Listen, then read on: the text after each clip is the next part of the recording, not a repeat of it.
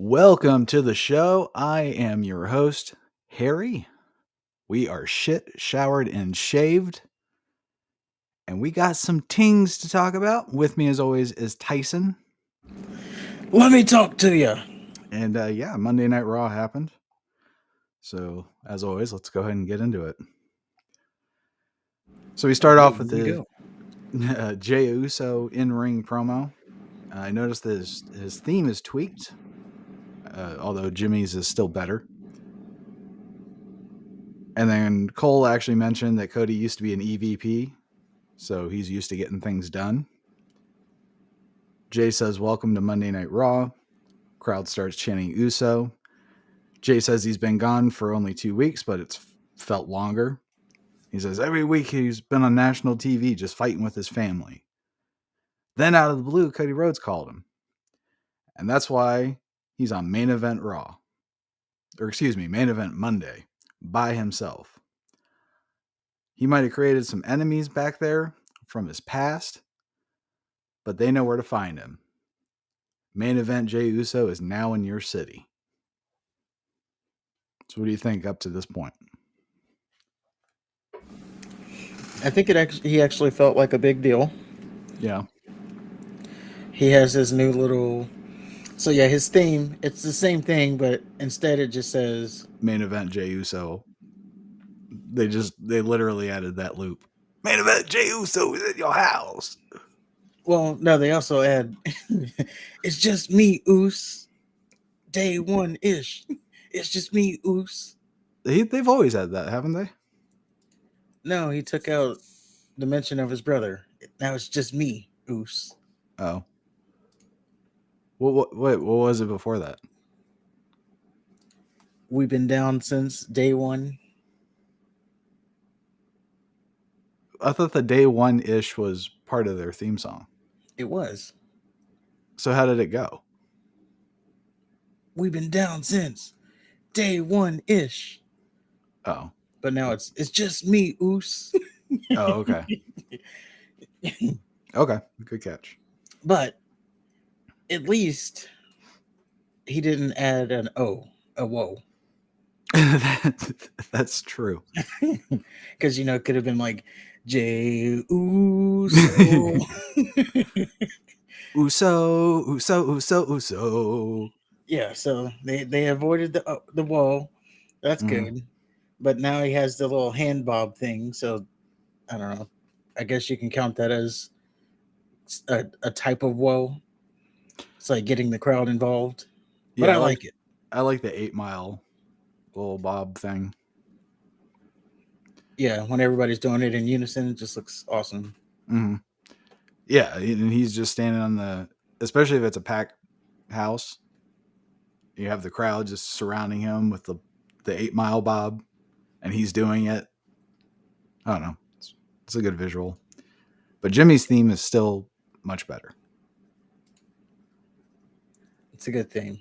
I like the little. I don't know why.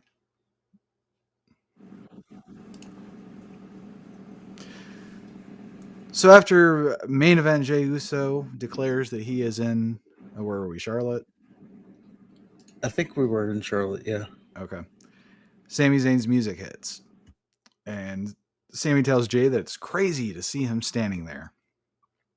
And he says there's a lot of people in the locker room that's going to have a big problem with you. And he says even me and Kevin Owens haven't seen eye to eye on this situation. But it's not about anyone else right now. It's about you and me.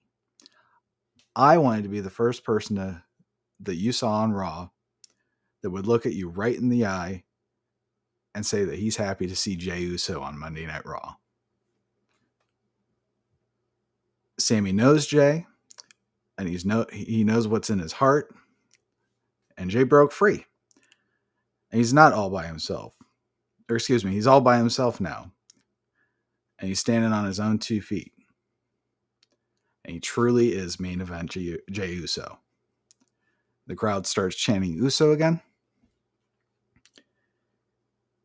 And he says, Sami says, I don't expect us to be friends, but I just wanted to tell you to your face that I'm proud of you. And then Sammy goes for a handshake. And then Jay, for some reason, just puts his hands behind his back. And Sammy says, okay, whenever you want to talk, I'm here. Then Sammy starts to leave the ring. Jay calls him back. And Jay says, that wasn't very oozy of me, was it? And then Jay goes for the handshake. And then Sammy hugs Jay. And everyone seems to be happy about that. Yep, we already got our reunion. Which, if you remember, last year I told you that was the real story of the whole bloodline. So it's nice to see it kind of come full circle. Yeah, and it'll give him something to do as we head into war games. Is that where we're going? No, it's Fastlane, then War Games. Yeah. Okay. I'm saying it gives him something to do. Okay. So then, I have a theory later, much later. In fact, I'll forget about it in 20 minutes. Let's say it now then. but we'll get to it. But anyway, what we are getting to right now is a Shinsuke Nakamura video package. Shinsuke is just sitting in a dark room with his one eye closed. And he says that he's broken Rollins, like he broke the code that they shared. Shinsuke says, I may have underestimated your grip on the title, but I was the one left standing on the battlefield, not you. I know I'm the reason you will lose your grip. I will prevail. I will be world heavyweight champion. And as always, the Shinsuke video packages, I think they're a home run. Yeah. I appreciate I just like the Japanese. He's clearly not an English speaker, so I let him speak Japanese. And clearly the subtitles work. Yeah, it's okay.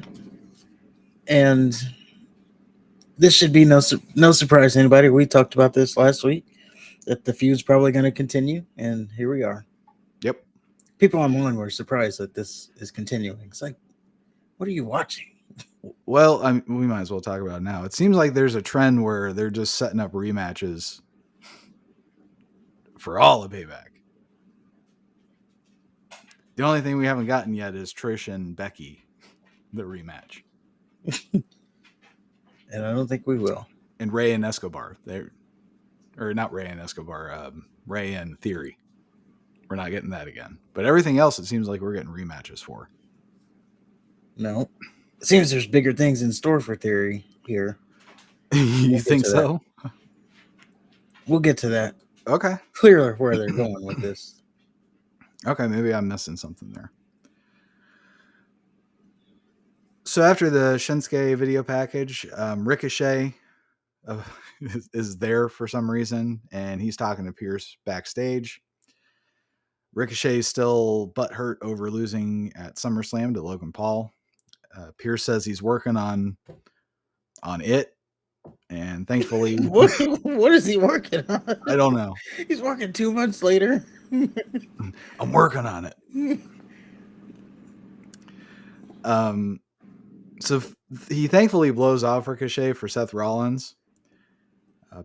Pierce asks why Rollins is there. Rollins says it's Monday night and he's the champ and it's where he's supposed to be. Pierce then says medical ordered Seth to not show up to Raw tonight. Rollins says he's fine. If he can walk, he can fight. Now remember that. If he can walk, he can fight is what Rollins said. So then Ricochet, unfortunately, he hasn't left. He slides back into the frame. And then Ricochet says that Rollins and Shinsuke tore the house down and that he respects Rollins for coming to Raw with his injured back. Ricochet says to Rollins that you don't have to carry the show all by yourself. He has help. Rollins should Who? have said where. You're right. Who? Ricochet? I know you don't mean you. Right. I'm sorry. Didn't you park my car? Didn't I see you folding towels at my hotel? So Rollins says he's fine again, and he walks off. And then Pierce and Ricochet are just left shaking their heads like concerned mothers.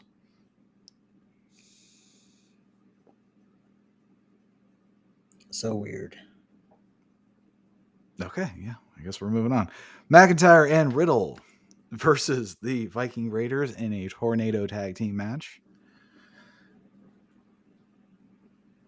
So McIntyre comes out before Jay leaves, and they have this intense stare down. And then Sammy comes out and breaks it up, and he's like, hey, it's his first night back. Come on. And they just stare at each other. And then Riddle comes out and has a much lesser stare down with Jay. Like, first, McIntyre is like this giant of a man. And I know Riddle's MMA fighter, blah, blah, blah. I know if real life, but visually, the eye test. And it doesn't help that he has his little stupid hat on backwards and his fingernails. He just looks like a child. To me, it looked like he wanted to laugh. He was laughing, I think. Like, you're supposed to be serious, and it looks like you're trying to hold back laughter. Yeah, it was just much different than the McIntyre stare down. But I did like the whole stare down thing. I guess. Like, oh, here's two dudes that Jay wronged when he was with the Bloodline, and now they're coming out giving a stare down. I just think they're overdoing the whole, as the dude's leaving, the other guy's music hits and they come out and they just look at each other. I feel like they do it too often. They do it often, but I like it. That's fair. Where was I? So Riddle and McIntyre, they start off beating on Ivar, and then McIntyre does a belly to back suplex to Riddle on the Viking Raiders. So I think they hugged. And then, yeah, McIntyre's just like, all right now. Ugh! And he tosses Riddle onto the Raiders as they're outside the ring. And Riddle's fine, but the Raiders are not.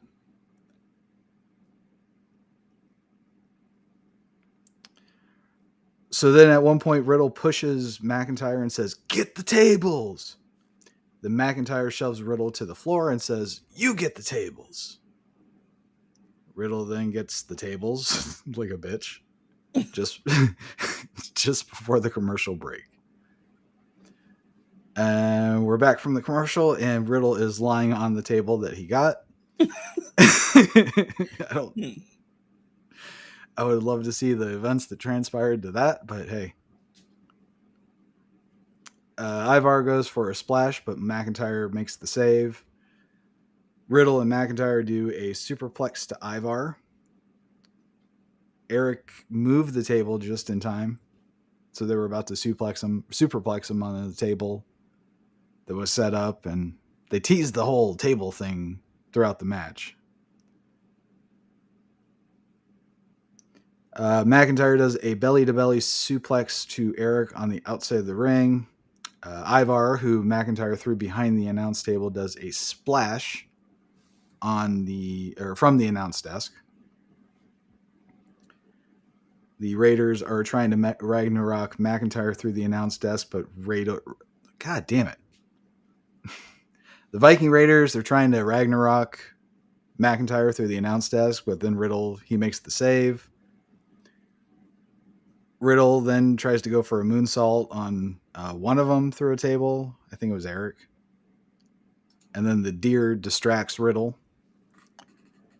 And then the Raiders, they're going to try to Ragnarok Riddle through the table. But then Kofi comes out And I guess Kofi is a karate master now because he was just throwing these awkward, ugly looking roundhouse kicks. Then, sure enough, Kofi tries a Trouble in Paradise on Ivar while Riddle is holding him. And Ivar moves out of the way at the last second. He hits Riddle. The Raiders then pick up Kofi and toss him out like a dart onto McIntyre on the outside of the ring. And then the Raiders, they hit Ragnarok on Riddle through the table for the win. And then McIntyre is all sorts of pissed off at Kofi, even though they're even. As he should be. What was he even doing out there? Didn't make sense at all. Well, I mean, what were they doing out there with the New Day and Raiders match? What was he doing throwing chairs at people? Well, they were watching the match. That was different. They were doing homework. Kofi was out there to extract vengeance against the Viking Raiders. Kofi could have been watching backstage, and then he saw that they were about to lose. But it was 2-on-2. It was even. He was trying to balance out the deer. No, I think he saw that the McIntyre and Riddle that they were in. At that point, there was no way that they were going to win because Riddle was about to get Ragnaroked. That's still, I don't know. That's still a heel thing to do. Run in for the save during the match, not after the match. After the match is a different thing, but during the match, that's a heel move.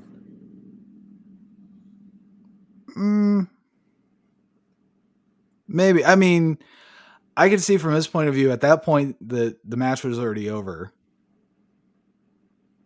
But it wasn't. Well, I mean, in his mind, it was. He shouldn't have been out there.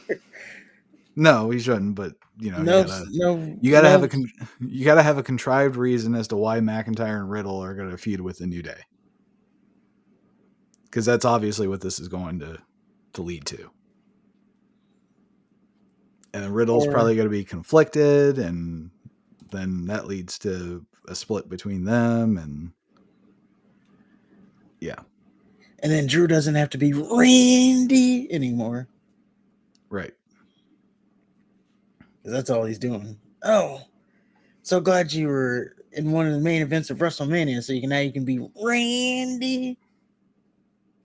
I'm only going to do it twice today. Thank you. Maybe one more. Can you just get it? There's another other way. No, there's another segment coming. I'll probably do it then. All right. So then we get a Seth Rollins in-ring segment. They do the woe spot just before the break.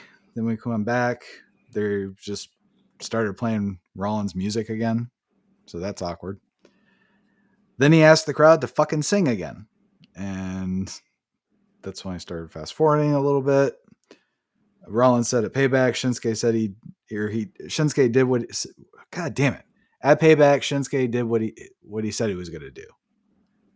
There were points in the match where he didn't think he could continue, but he's still World Heavyweight Champion. Then he does his little fake laugh.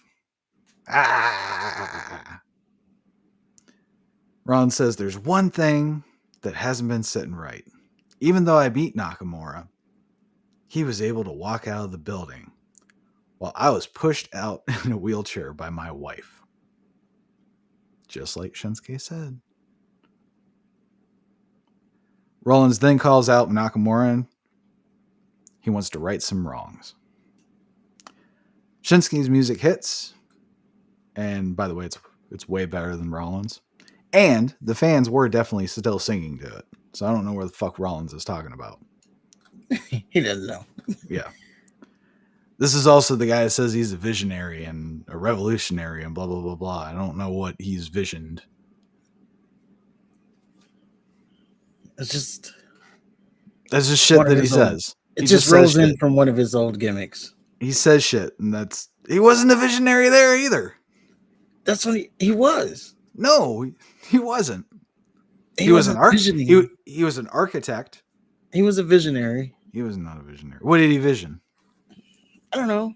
He had this. Exactly. You proved my point. Thank you. This was all during the Pandemic Shinsuke era, stays and he at the popped Ray's eye out of his socket. So there you what? go. He popped Ray's eye out of its socket. They had this crazy, they had this crazy eye for an eye match, where the only way to win is to remove the eye of your opponent.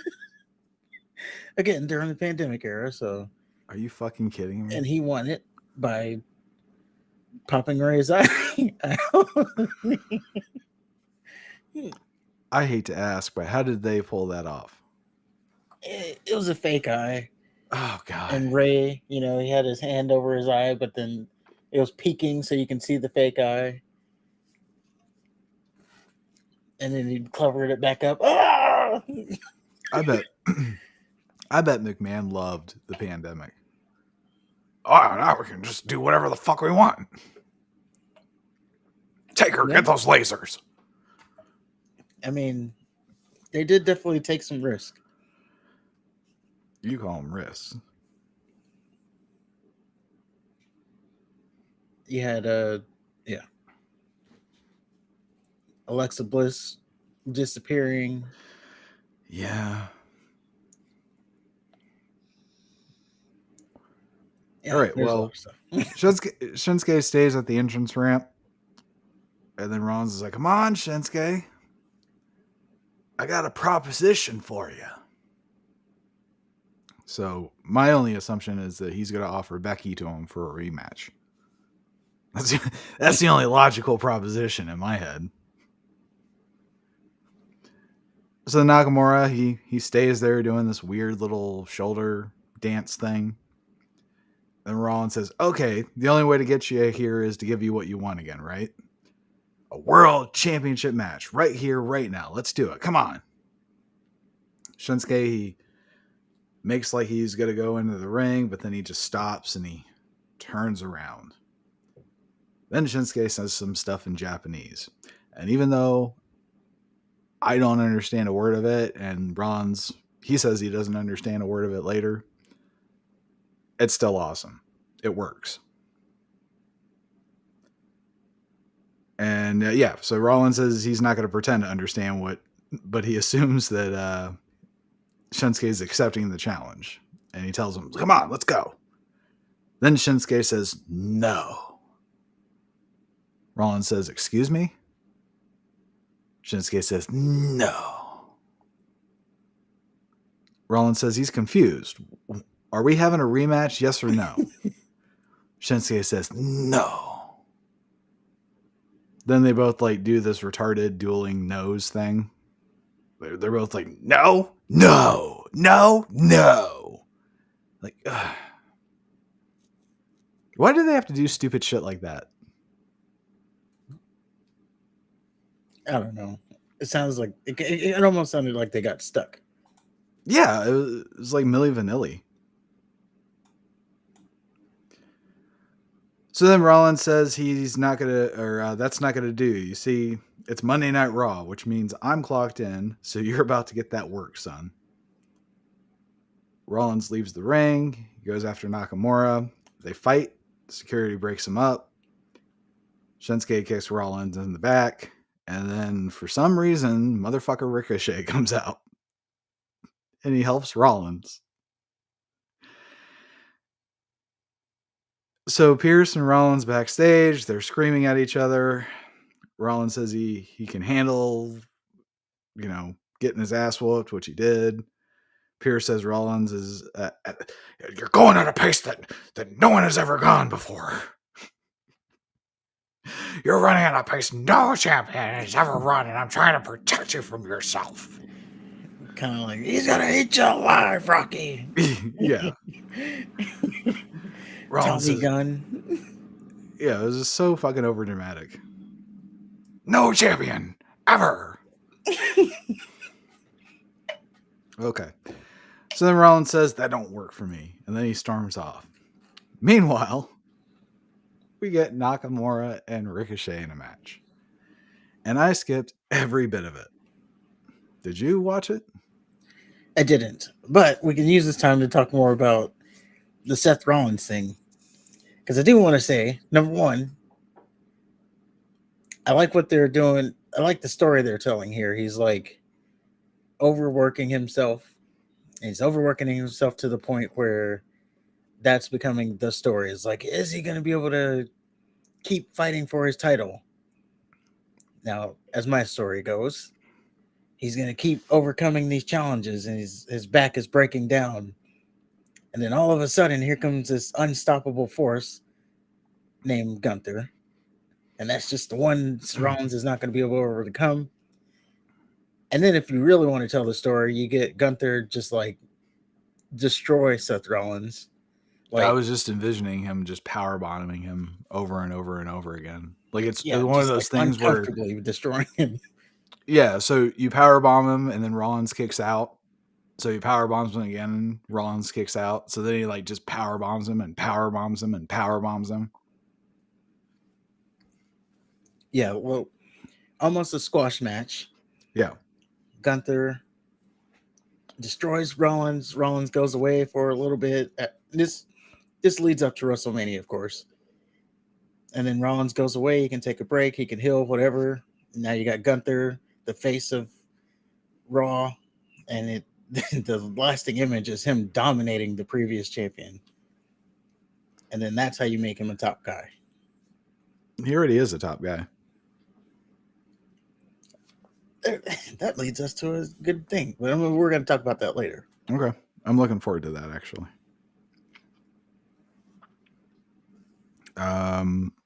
So we didn't watch the match, so fuck it. Because I'm not interested in seeing the guy going for the world heavyweight title having a competitive match with fucking Ricochet. Sorry. I do know that Ricochet won via DQ because Nakamura just lost his temper and just beat him with a chair. After the match, Shinsuke goes for a Kinshasa on Ricochet, but Rollins runs out for the save. Rollins needed to leave. Oh, yeah. So Rollins needed to leave Payback in a wheelchair with Becky pushing him, but Rollins can take out the entire security staff all by his lonesome. Yeah. That's WWE logic for you. Then Shinsuke throws Rollins spine first into the steel steps. Then he starts stomping on his head, which I thought was hilarious, just in a sick, twisted way. Then fucking Ricochet makes the save with the chair. Priest and Ripley, who were watching the whole time. Priest kind of looks at Ripley, and while the camera is focused on Rollins, he's grimacing and just sitting by the stairs, not moving. And then Ripley turns back to Priest and says, "Not tonight." And why are they taking orders from her again? Because that's the perfect fucking time to go cash in the briefcase. If at any time you were going to cash in the briefcase, it would be after you got thrown at spine first. And you got Ricochet neutralizing Shinsuke. It's too much chaos. I don't think you want to go out there and through all that chaos. It's too many moving parts for a clean cash in. All right. Why are they listening to her? Because exactly. Because she's mommy. I don't know. Exactly. Thank you. She's arguably the leader of the group. But there are no leaders. Well, there aren't, but she's the de facto leader. Yeah, I don't know why. So we get Zoe Stark backstage. The lady asks if the partnership with Trish is officially over. Zoe says Trish taught her a lot. And after Payback, she proved that she's one of the greatest of all time. But there's one thing you never do. And that's push Zoe Stark. Then Shayna Baszler interrupts. And my nipples got hard, actually. Because I knew what this was leading to. So Shayna was wondering when Zoe was going to get rid of the dead weight, just like she got rid of Ronda Rousey. Like, she's really milking those Ronda Rousey titties. Huh? Yeah. Jesus. Zoe says that they have unfinished business, which surprised me because I thought Shayna beat her pretty convincingly last time. But whatever. And then she challenges Shayna to a match, which thankfully she accepts. She being Shayna. Yep. And yeah, I'm excited for that. The first match was awesome. Now, the only thing is, I noticed that they have Shayna in that stupid fucking makeup again. I really was hoping that they ditched that. There you go.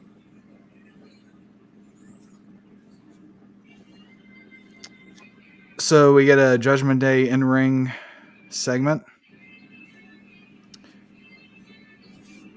And it sounds like the crowd was cheering them at first, but then they piped in boos. Did you notice that? Yeah, they do that. Okay. Priest says that they're dripping gold and to rise for them. And the Mysterio says that they did what mommy told we did what mommy told us to do. And Ripley successfully defended her title, and Balor and Priest became the new tag team champions. Y'all probably didn't hear that because they were booing the shit out of him. But that's what he said.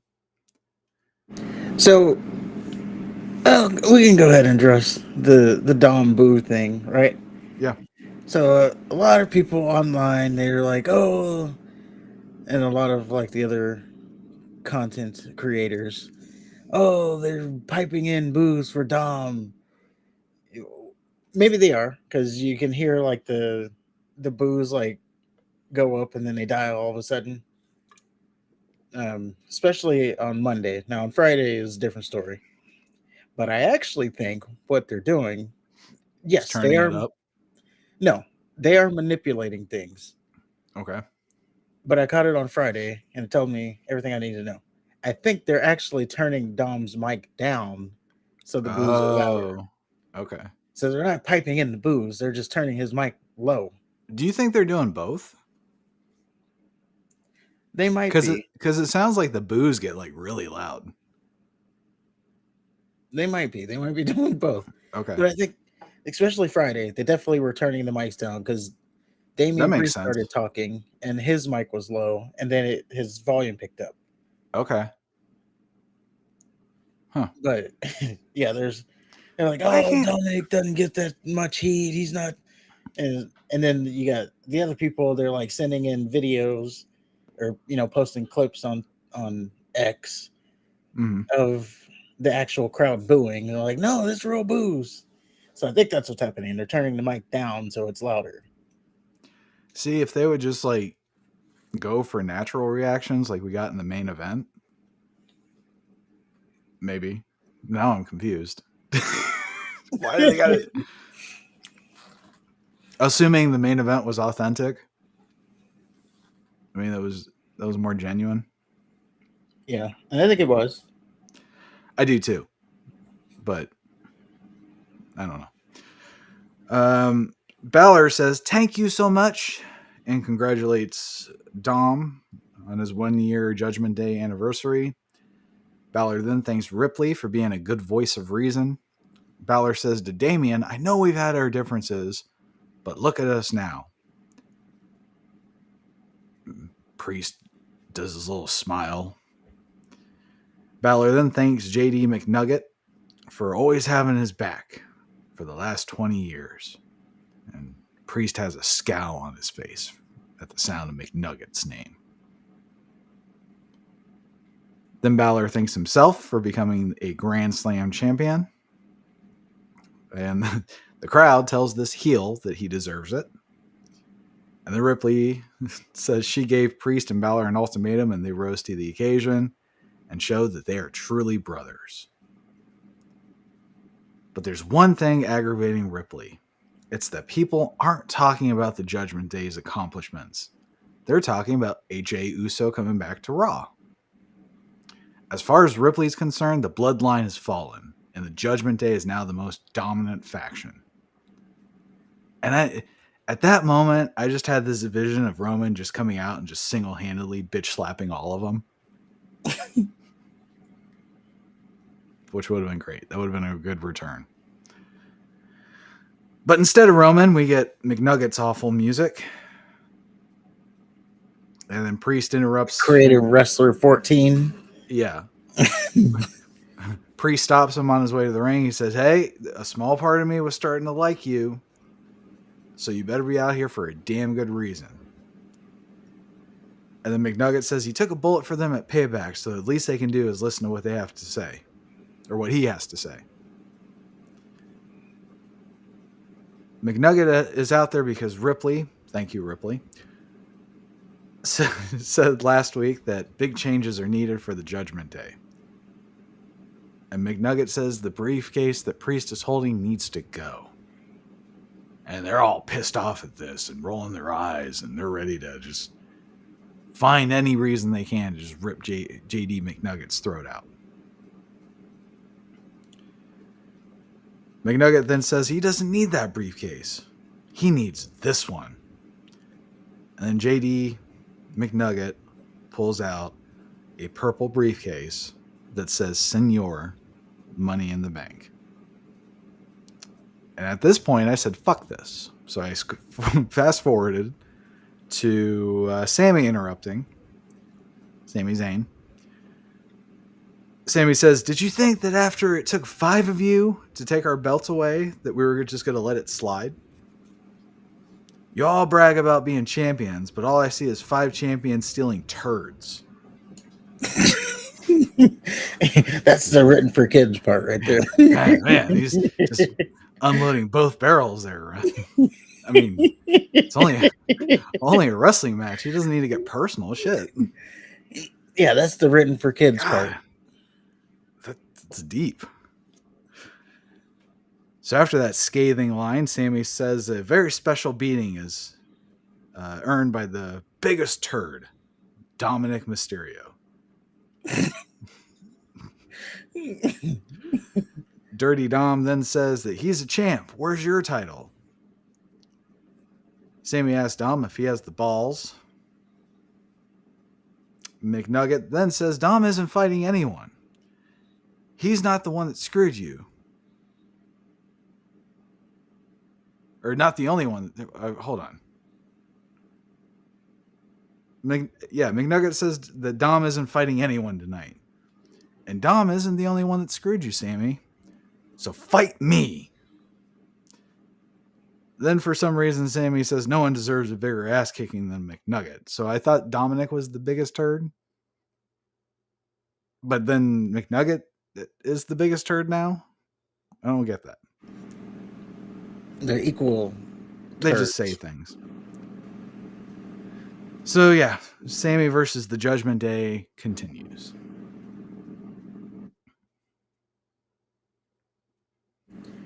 Yep, another variation of it. Yeah. No, it's the same fucking thing. Well, McNugget's not in the Judgment Day yet. Yeah, but he might as well be. He's on the outside looking in. So it's still technically not Judgment Day. Okay. I don't know. Well, after all that bullshit, we get something good. It is a Gunther video package. And the whole night has been focused on Gunther's historical reign. He could potentially be the longest reigning Intercontinental Heavyweight Champion of all time, breaking Honky Tonk's record and all that. And they've been sprinkling in little pictures of past champions like Shawn Michaels, Razor, Roman, Stone Cold, Bret Hart, Mr. Perfect, of course, Honky Tonk Man. So that was nice. Macho Man, oh yeah. Yeah, so that was good for nostalgia. Ultimate Warrior. There was somebody that had the IC belt that I didn't realize that they had, but I can't remember who it was now. So I don't even know why I brought that up. Cody Rhodes. There was even was it Jinder Mahal? Maybe. I think they showed him. I don't know. I noticed they didn't show Double J. Dang it, I messed it up. I noticed they didn't show JE double F. JARRETT, or they didn't show Gold Dust. I wonder why. No. And they Then really should have showed Gold Dust because he's probably one of the more pivotal IC champions of all time.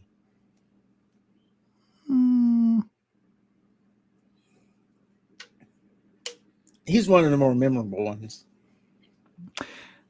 Like his story with like Ahmed Johnson. Yeah. When Okay, he fair enough.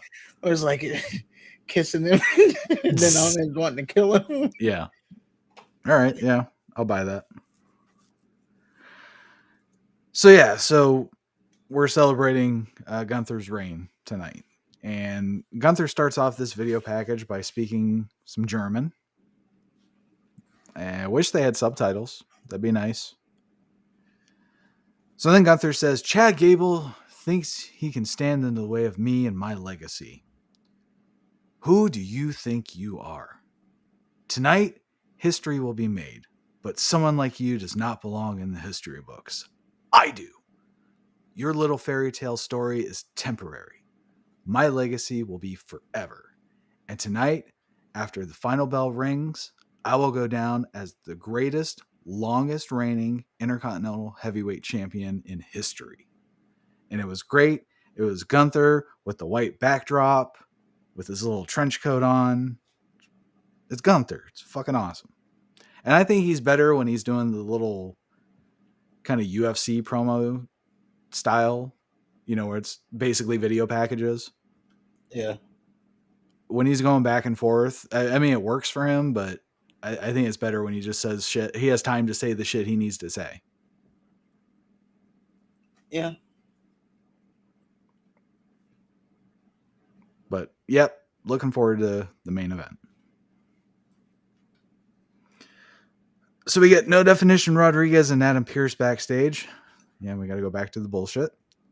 He made something official. I'm assuming it's a rematch with Ripley. And Chelsea Green interrupts, and she said some shit about Piggy not being medically cleared, and something about the tag titles. I didn't really listen. Then Green. Listen, she said the most important thing of all. Oh, go ahead. Because she said, so Piper Niven, not medically cleared, and she said, I know you're not like those trolls online who say the tag team titles are cursed. That's the point right there. I wonder where that came from. Wonder who said that first. I'm that sure the titles were cursed. I'm sure it wasn't us. It was us. Okay. Maybe it wasn't. we definitely made a point of it. We did say it. Cursed? Yeah. We have been saying that for quite a while. All right. No, I didn't say are the titles cursed. I said those titles are. Remember, we tried to make a name for it, the curse of something. I forgot what it was already. I don't think we ever discussed it. Probably because mine were stupid. But I noticed that you never brought it up, so I figured that mine was just so bad that you didn't even want it on the thing, the podcast. Oh no, but yeah, we mentioned you got like the curse of the Gambino and the Billy Goat's curse.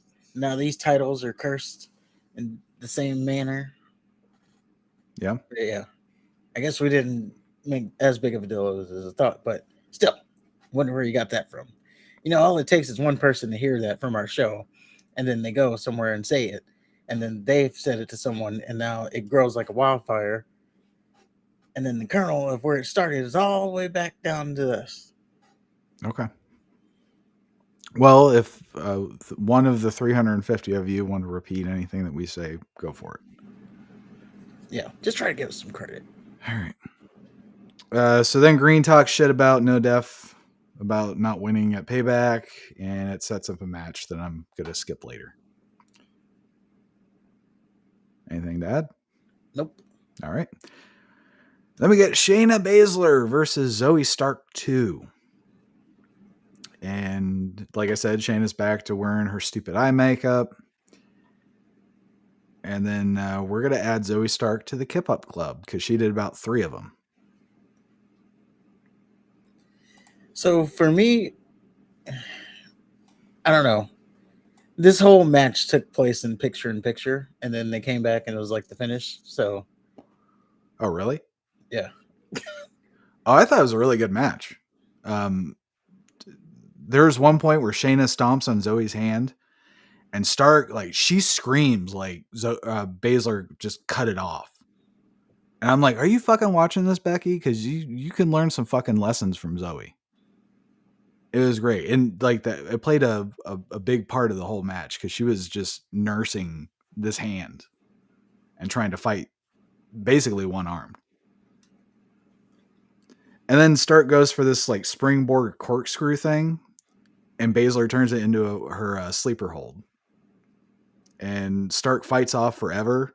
Like she even gets her to her feet twice, but ultimately she passes out because she's an NXT person, and you can't have them win. yeah. I think okay, so that makes sense that there was a hand injury. Yeah. Yeah. The part of it I got from the most part was Zoe went for the Z360. She failed, and then yeah, they got to that springboard move. She got Mm-hmm. into the Carrefour to clutch, Yep. and Which then was awesome. I like that her way out. transition. Yeah, They do that a lot too, but that I can live with because that looks realistic, sort of. I don't know. I don't know how many times you're going to corkscrew somebody in a fight unless you have an actual corkscrew. yeah, but yeah, it was good for the short amount of time I was able to get to see it. Yeah, I thought it was a really good match. I could watch these two wrestle like over and over again.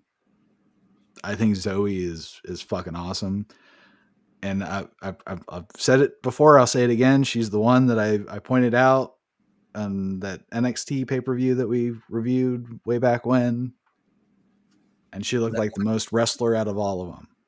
And I'm still sticking by it. She's great. However, after the match, Baszler and Zoe have this little exchange. Baszler says, "Well, you gave me a better fight than Ronda ever did." Which I guess Ronda's knee made Shayna suffer a little bit of long-term or short-term memory loss. And then Zoe says, "Shayna, you gave me a better fight than Trish ever did."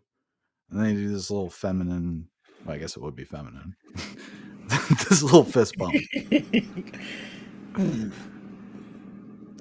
well, no, Shayna is not very feminine.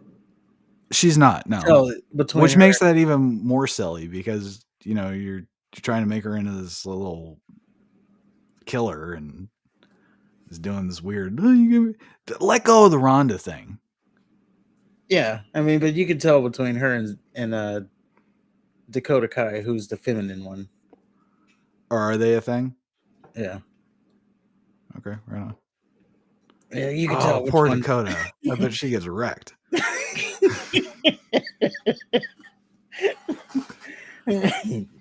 Yeah, you can tell who's the man of the house there. Oh, no wonder she wears long sleeves.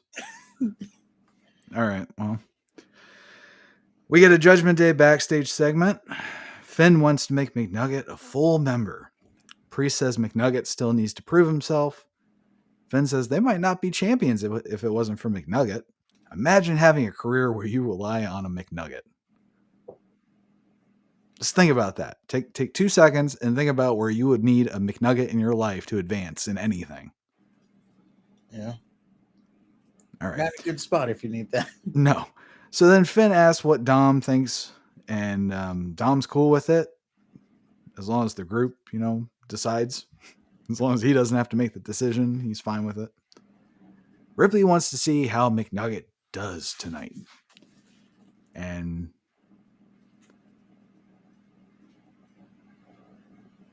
hold on. Sorry, my thing a little froze. Oh, Ripley wants to see how McNugget goes against Finn tonight. I mean, Sammy. Sorry. Ripley, she did that. Thought it would land. That would get a little giggle, whatever. Ripley tells Finn to make sure that McNugget is ready. And then Priest goes to help. And then Ripley and Dom are left alone. Dom goes to leave. Ripley stops him. And she says, make sure everything with McNugget goes to plan. So this whole fucking Judgment Day thing is riding on McNugget's success.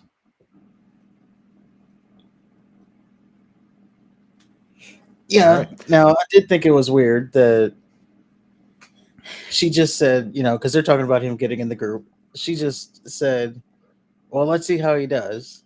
And then she tells Dom, make sure it all goes to plan. So what's the plan? For him to be in or be out? Right. And then Finn and Priest are going to go help. Yeah. I don't know. So after that, we get No Definition Rodriguez versus Chelsea Green. What happened? It was pretty much a squash match. Okay. It just showed how physical Raquel Rodriguez is as she dominated Chelsea Green. They're really playing up on her little miss the first clothesline and then hit with the other. Although this one did land pretty good. Looked pretty impactful. Tahana Bomb, goodbye Chelsea Green. After the match, she announced that she's getting a rematch against Rhea Ripley, and this time Dominic Mysterio's banned from ringside, and I believe that's this week. Cool. Yes, it is this week because they're going to be up against Monday Night Football for the first time. And they okay. All right. Yes. Okay. Anything to add else? I don't. Nope. Okay.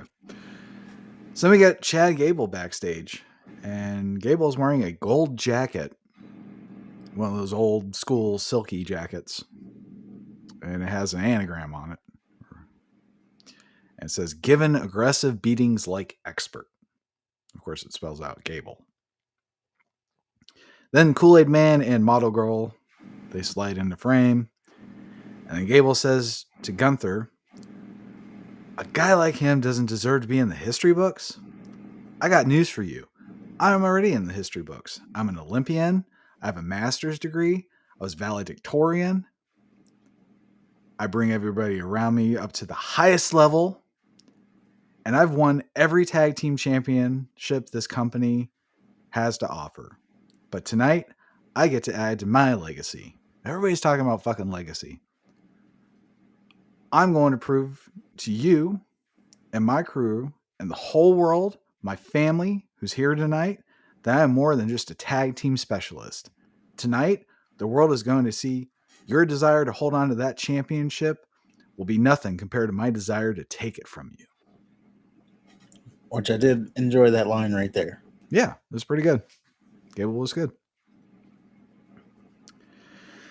Then we get Drew McIntyre backstage. He's still all sorts of pissed off. He's looking for Kofi.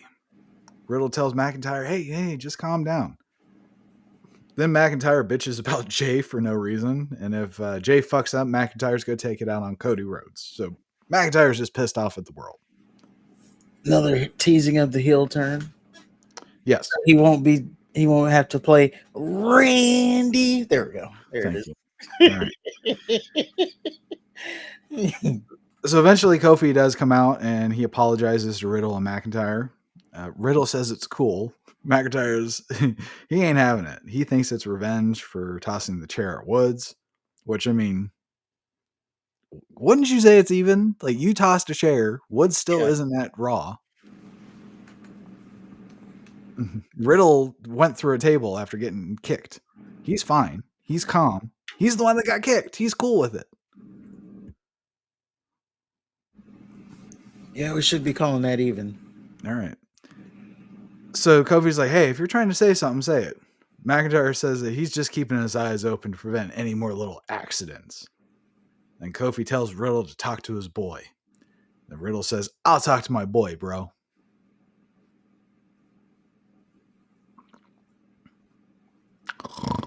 Shh. Yeah, they just need to get it over with. Yes, please. Okay. We get the Miz TV. And Miz says that tonight my guest will shine a light on the travesty that happened at Payback. Because you see, I didn't lose. I exposed the man that they call LA Knight. But what happened was I was robbed, I was blindsided, and I was victimized. But we'll get to that later. I want to bring out the man that will right this wrong. I want to bring out John Cena. And sure enough, Cena's music plays. I know we were in for a surprise. No one would have ever thought Cena would be unadvertised on Monday Night Raw. Right.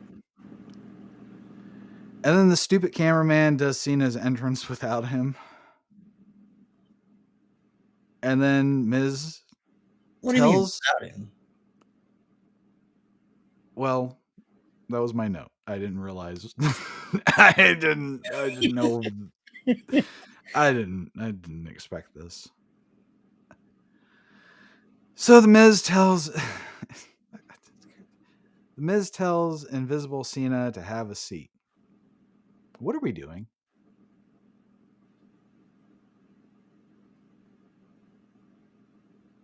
What do you mean? What are we doing? Miz tells Invisible Cena to have a seat. What the fuck are we doing? He tells Cena to have a seat. What is so hard about it? Okay. So the Miz tells Invisible Cena that he screwed him over.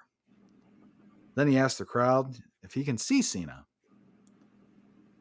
He's like, wait, you can't see him? You can't see John Cena sitting right there? Oh, I see what's going on.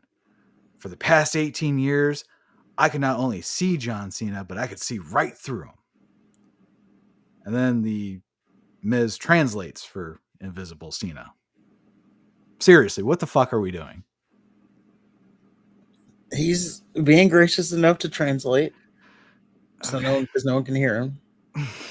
So then the Miz asks Invisible Cena if he was paid off by LA Knight, or if he purposely fucked him over. And the crowd says, yeah. Miz tells them to say yes. But no. He doesn't even like that. Just tell them to nod their head in approval. And then, of course, they say, yeah. He said, no, I said nod your heads. And that, yeah. Then I guess Invisible Cena says yes to one of the accusations. And then Miz, fuck me. Miz says, there you have it. The truth is out there. I did not lose to LA Knight. And then he kicks Invisible Cena out of the ring. And Barrett says it was the best match that Miz ever had. And then he pushes Invisible Cena. And now when I say he kicked him out of the ring, he told him to leave my ring. So he didn't actually like kick him. But now he's getting physical. So he pushes Invisible Cena. God damn it. Invisible Cena pushes back. Miz then takes off his jacket. And then he goes for a cheap shot on Invisible Cena and does a skull-crushing finale to Invisible Cena. He dropped John Cena, left him where he stands, or laid him right out. And I would like to give credit to Michael Cole and Wade Barrett for this segment because they did not humor Miz one bit. They said, what the fuck is he doing? Miz has lost it. They did not at one time entertain the fact that he was trying to fight an invisible man. So bravo, Cole and Barrett. So then Miz challenges LA Knight to a real match. Knight's chances of beating Miz are just as realistic as an invisible John Cena in this ring. And then Miz tosses Invisible Cena out of the ring. So I'm confused. Did Miz see Cena or not? He saw Cena. No one else saw Cena. See, they were playing up on the fact that John Cena's little slogan is "You can't see me," so no one can see him. But the Miz did lay him out with that skull crushing finale. He left John Cena laying right where he was. This was an awesome segment. I'll say it. It was awesome. The same rate, the same reason when Ric Flair can drop a knee on his coat, elbow drop is the middle of the ring. That is Same completely reason different. Vince McMahon can have a Ric tag team Flair match Ric against. Flair is so filled with rage that he needs to punch something, and the only thing he has at his disposal is his $5,000 blazer, which he viciously elbow drops and knees. Well, same way, Vince McMahon can have a tag team match against Shawn Michaels and Jesus Christ. Oh, I thought it was God. Or yeah, God. He went for the big dog. He didn't go for the small fry. Yeah, he has a tag team match with Shawn Michaels and God. Did It's all under the same umbrella here. yeah. That was great because he went to the church and sprayed holy water all over the place.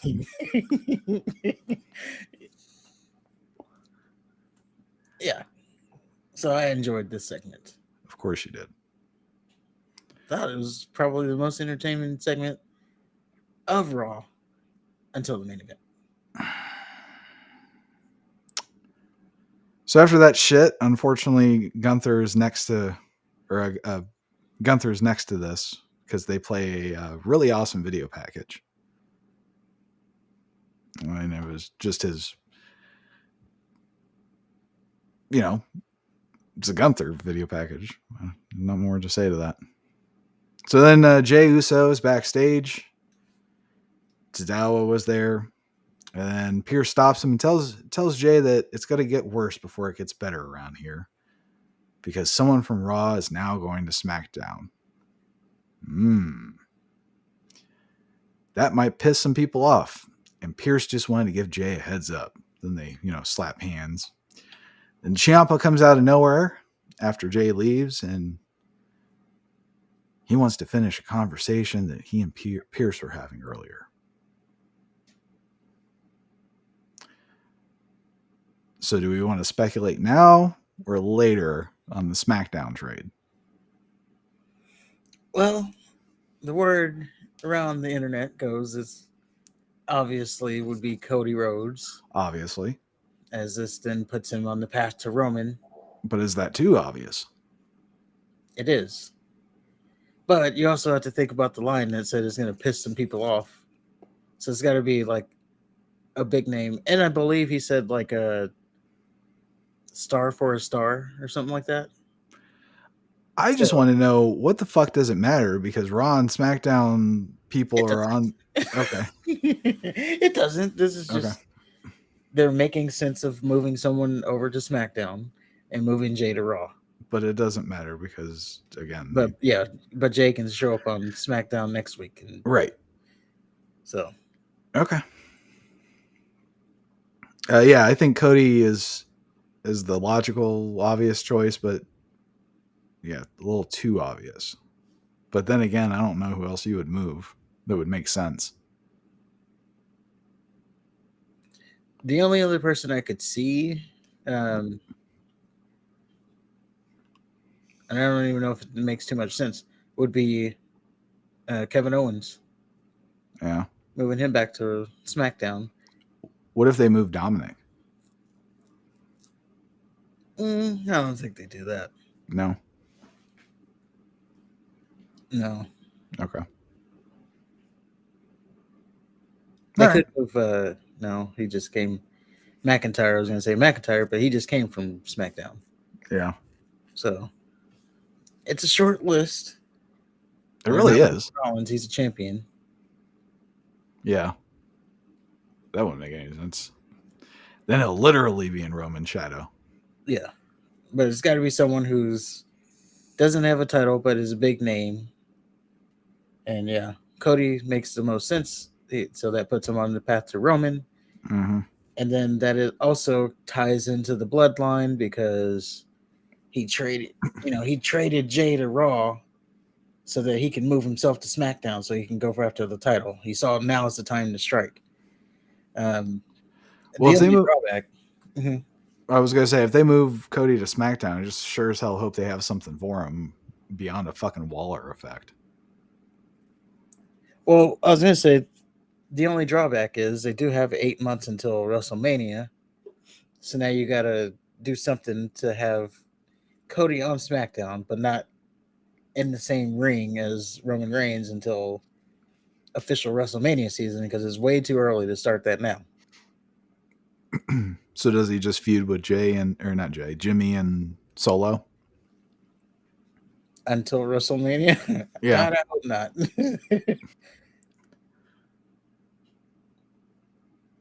Okay. Yeah, see, that's the thing. It's too early to start that.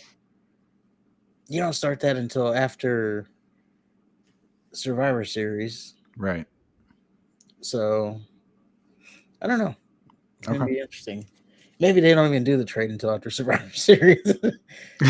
Maybe they just hold that, oh, someone's gonna get traded at some point thing. Just hold that over the head. Yeah, I for some reason I kind of envisioned them doing it on like a pay-per-view or something. Oh, by the way, the person going to SmackDown is. Oh yeah. I don't know why they would do it on a pay-per-view, but Like the Waller effect. oh god. Yeah. Well, I'm saying like the Yeah, Waller effect yeah, where no, yeah. Jey Uso. I'm interviewing the newest member of SmackDown, and then yeah, whoever hits Yeah. could be a returning Randy Orton. I Ooh. have seen some things that maybe he's returning. I don't know how real they are. I don't see how that would piss anybody off. Because he's a big name on Raw. Yeah, but he hasn't been there. It's not like Off. all right. You traded. Okay, I said I wasn't gonna do it again. So Thank you. Well, moving on, we get Sami Zayn versus what's that? I said I shot my wad already. Yep, you did. Sami Zayn versus McNugget. Now, Baszler is the queen of spades, so why is McNugget wearing a spade? Because he's the ace, the Irish ace. Okay. Sammy has McNugget lined up for the hell of a kick. Dom pulls McNugget out of harm's way. Zayn starts whooping on Dom by the announce desk. The McNugget gets thrown into the ring by Sammy. Dom distracts Sammy again. McNugget then wins with a roll up. Sammy kicks Dom's ass after the match while McNugget just kind of watches. Then McNugget finally saves Dom from a hell of a kick. Then McNugget gets an exploder suplex and a hell of a kick finally. McNugget and Dom are backstage later. Balor and Priest, they congratulate McNugget. And I gotta ask, what the fuck were they doing? And why do Priest need to help Finn do whatever it is that they were doing? I don't know. It didn't make sense. And also, it didn't make sense that Dom was just there watching. Right. When Rhea said to make sure it goes to plan. So was Right. that plan to not help him? It's just weird. But he eventually did help him. He helped him win. No, but after the match, he didn't. Oh. He didn't really help him. He didn't save him from the kick. Well, McNugget told Mysterio to run, get out of here. So that's why. I know, but he was watching. He told him to run, but he was watching. You don't turn around when you're running. The commentator said that he just ran. Oh, it doesn't matter. So then Dom says he has some things to do. Then he turns around and says, "Hey, Jay." Like the Judgment Day can't see and listen to this conversation, but whatever. So Dom says he and Jay both come from messed up families and have Hall of Fame fathers. He knows how Jay feels to a man that didn't have a family to one that has the tightest now. I know that what you're going through. Jay, you come from a broken family and no one likes you. just like no one likes me. And Judgment Day, we're all equals. There are no leaders. If you want, I'll talk to them because there's always open arms for you there. Just think on it, Jay. And Jay's getting sucked into this goddamn Judgment Day shit. Yep. And we You know, also so he can be part of this war games. oh boy. And this is when we learned that, or when I learned that Ripley and No Def are wrestling next week, and Dom is barred from ringside. Yay. Okay. Set your dicks to petrified. No homo. We have Gable versus Gunther. This is our main event. This is what we've been building up. This is what Raw has kind of been focused on all night. Can Gable finally strip the ring general of his Intercontinental title? Or will Gunther become the longest reigning Intercontinental Heavyweight Champion? We're going to find out. And I got to say, right off the bat, this is one of those matches that you just set aside the notes, get yourself a snack, a drink, and just watch it. Just soak it in. And what I appreciated is that neither man had anyone in their corner.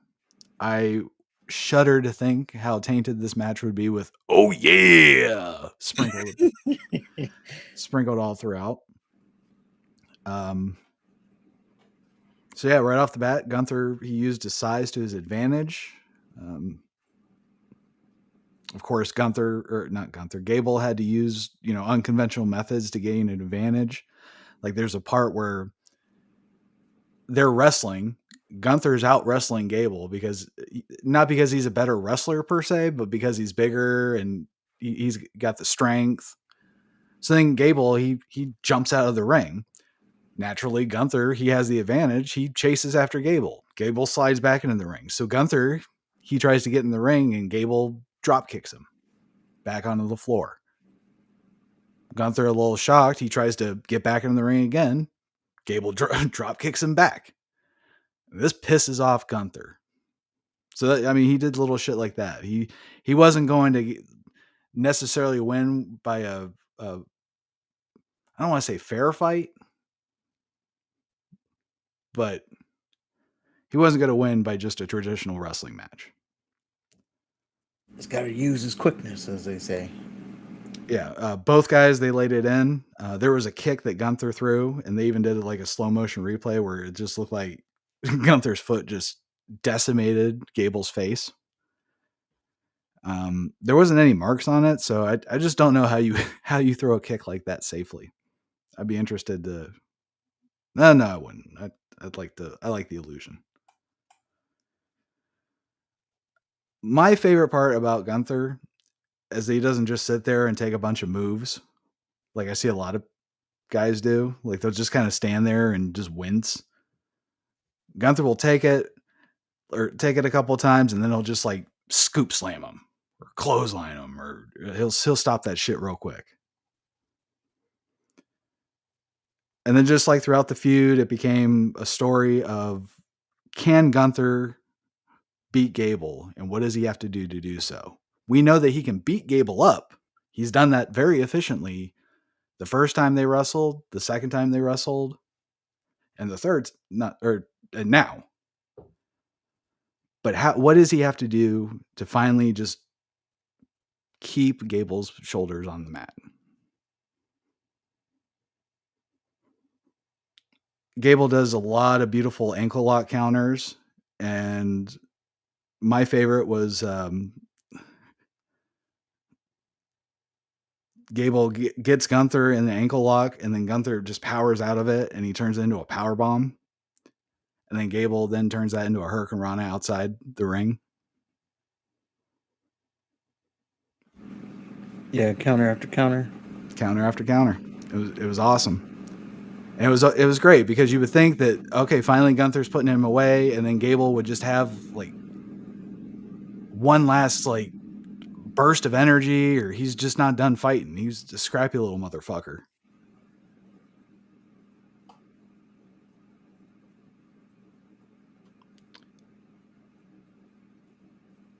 So then Gable hits Gunther with a German suplex outside the ring, and he has to drag Gunther back into the ring.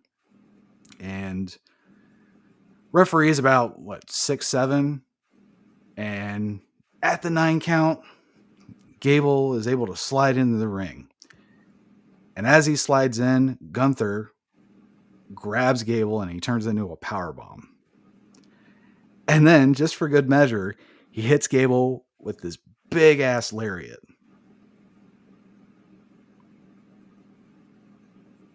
Did I skip a step? I think I did.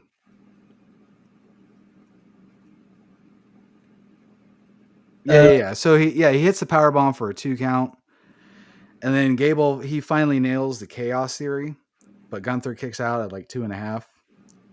And at this point, the crowd is so behind Gable. I mean, they're cheering his ass. They want to see Gunther lose. And there's a part where he gets Gunther in an ankle lock, and Gunther's trying to crawl to the ropes, and then Gable just drags Gunther into the middle of the ring, and then he does the vine. And it looks like this is it.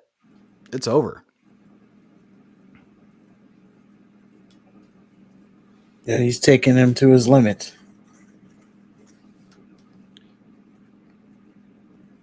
So then it was...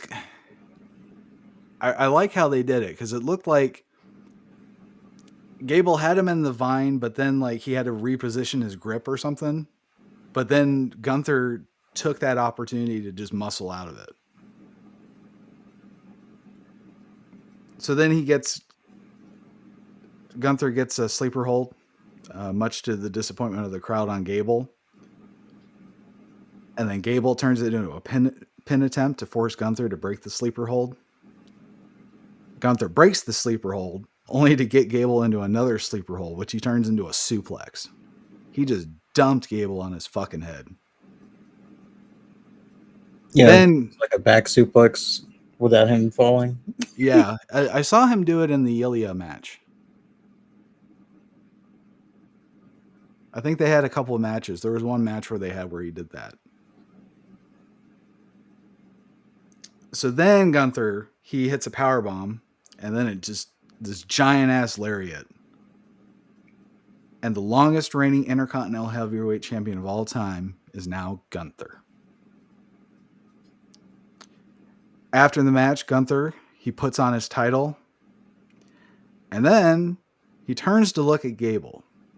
And then if you really pay attention, he gives just a slight nod of respect to Gable. And then he just leaves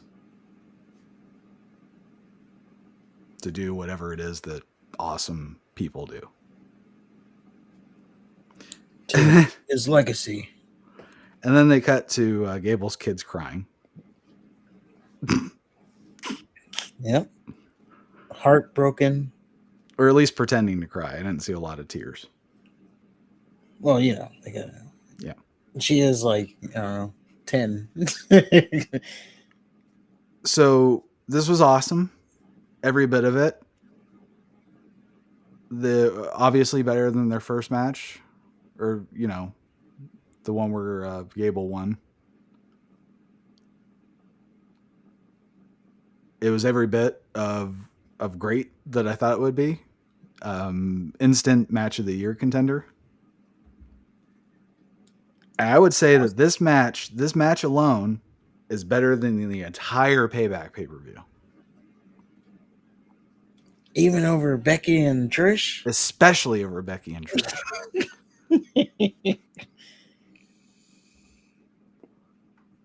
I don't know. You got a lot of people liking that one.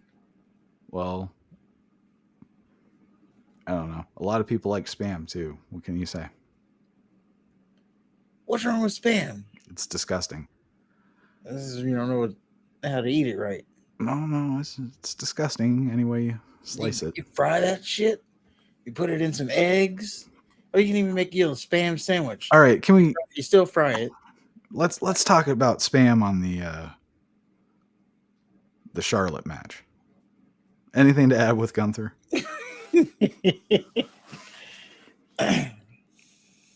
I don't have anything to add to the match. It was a great match.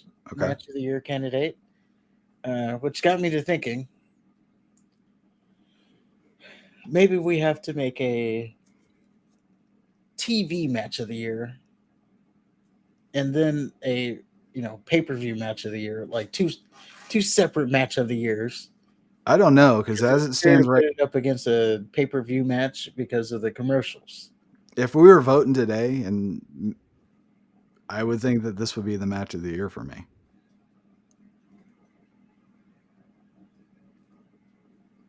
Regardless of the setting. Now, obviously, it's not the end of the year yet, and there's a lot of wrestling to go.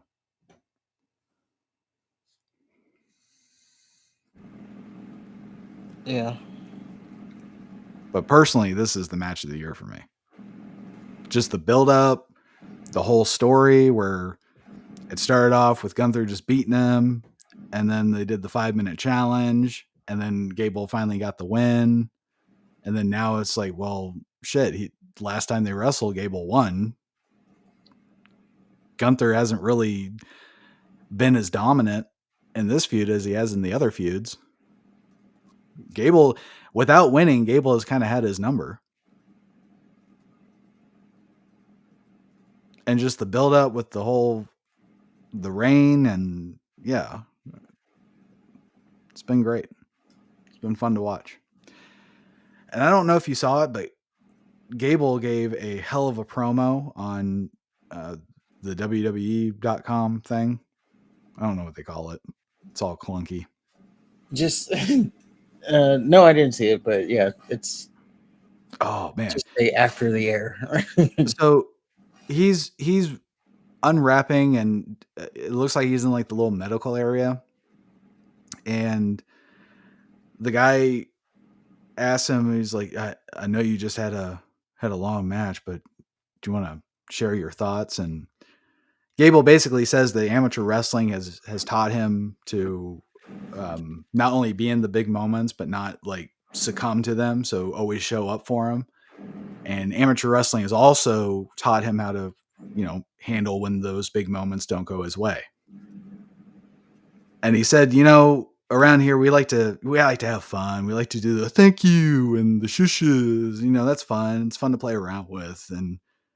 But ultimately, I have a legacy to protect in the WWE. And when Gunther's chopping me in front of my kids and saying, "Is that your dad?" it stops becoming fun.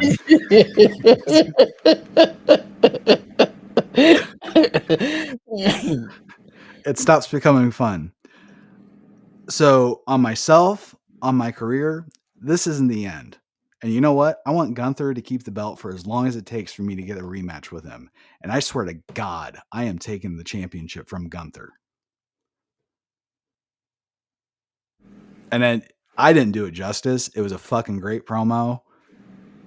The way Gable addressed the shushes and the thank yous. Oh my, if he just sheds it, and then Kool-Aid Man and Model Girl, they can be their own thing, and Gable can just be a fucking wrestler.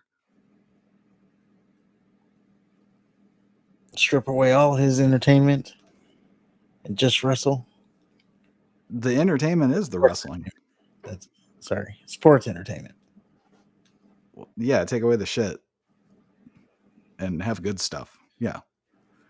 And yeah, Gunther versus Gable 3, I'm all for it. And now Gable's been kind of built up. Like, yeah, maybe he can beat Gunther now. Well, it's gonna see. I don't think Gunther has a title defense at Fastlane. Maybe he does. And then if so, then it would have to be Gable. because they don't have Not time, necessarily. unless they just do like a tournament for the next competitor. Yeah, you can move away from Gable for a while and then come back to that. Like Gunther can literally have the belt until Gable earns a rematch. And that can be, whenever. Maybe WrestleMania. Eh, it's got to be before then. Why? Who's Gunther? You think he's wrestling Rollins? Is that where you're I going? think he's wrestling Rollins. I think he's main eventing night 1 of WrestleMania. Okay. I don't think he's there yet. I think they're still stuck on the Judgment Day, unfortunately. To main event night 1 of WrestleMania. I can see it. Well, Rollins is going to have a marquee match. You think it's going to be someone in the Judgment Day? Yeah. Okay. They think the Judgment Day is marquee. I don't think they're marquee. I don't think Rollins is marquee. Well, If I had my way, it would just be nothing but Gunther matches. Gunther would just stay in the ring and just say, "Who's next?" And that would just be Raw. It would be 3 hours of Gunther just beating the shit out of people. It might be boring to some, but which brings us to a good topic. We can bring this part of it up now. okay. Bully Ray, Bubba Ray, Devon Dudley, or Bubba Ray Dudley, Devon's partner. His brother. Yes. Devon, get the tables. That Bully Ray, Bubba Ray. He does the show Busted Open. And he was talking on his show about one Gunther.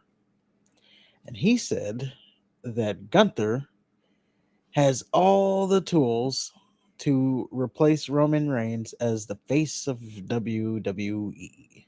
He does. And I have to say it, he's an idiot. Bubba Ray's an idiot. Bully Ray, Bubba Ray, whoever you think, he's an idiot. Okay. Does Gunther have the tools to be a dominant force? Yes. Mm-hmm. Does he have the tools to be a top heel? Yes. But the face of the company, I don't think Gunther has it in him to be the face of the company. Yeah, he does.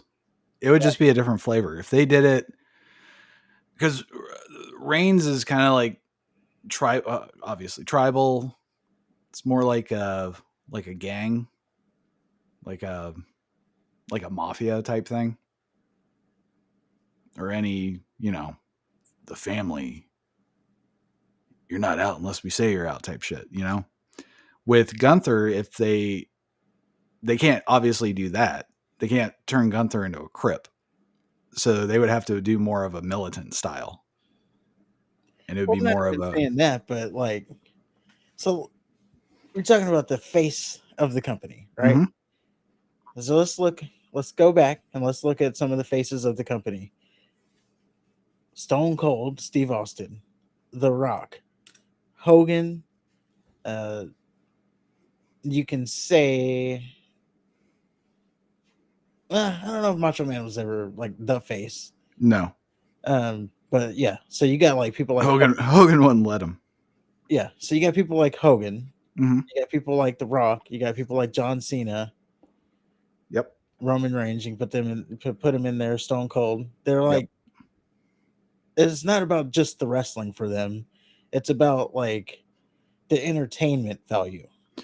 You forget. I don't know. You forget. Before there was a Stone Cold, before there was a Rock, before there was a Hulk Hogan, before there was even a Macho Man, there was a gentleman by the name of Bruno Sammartino.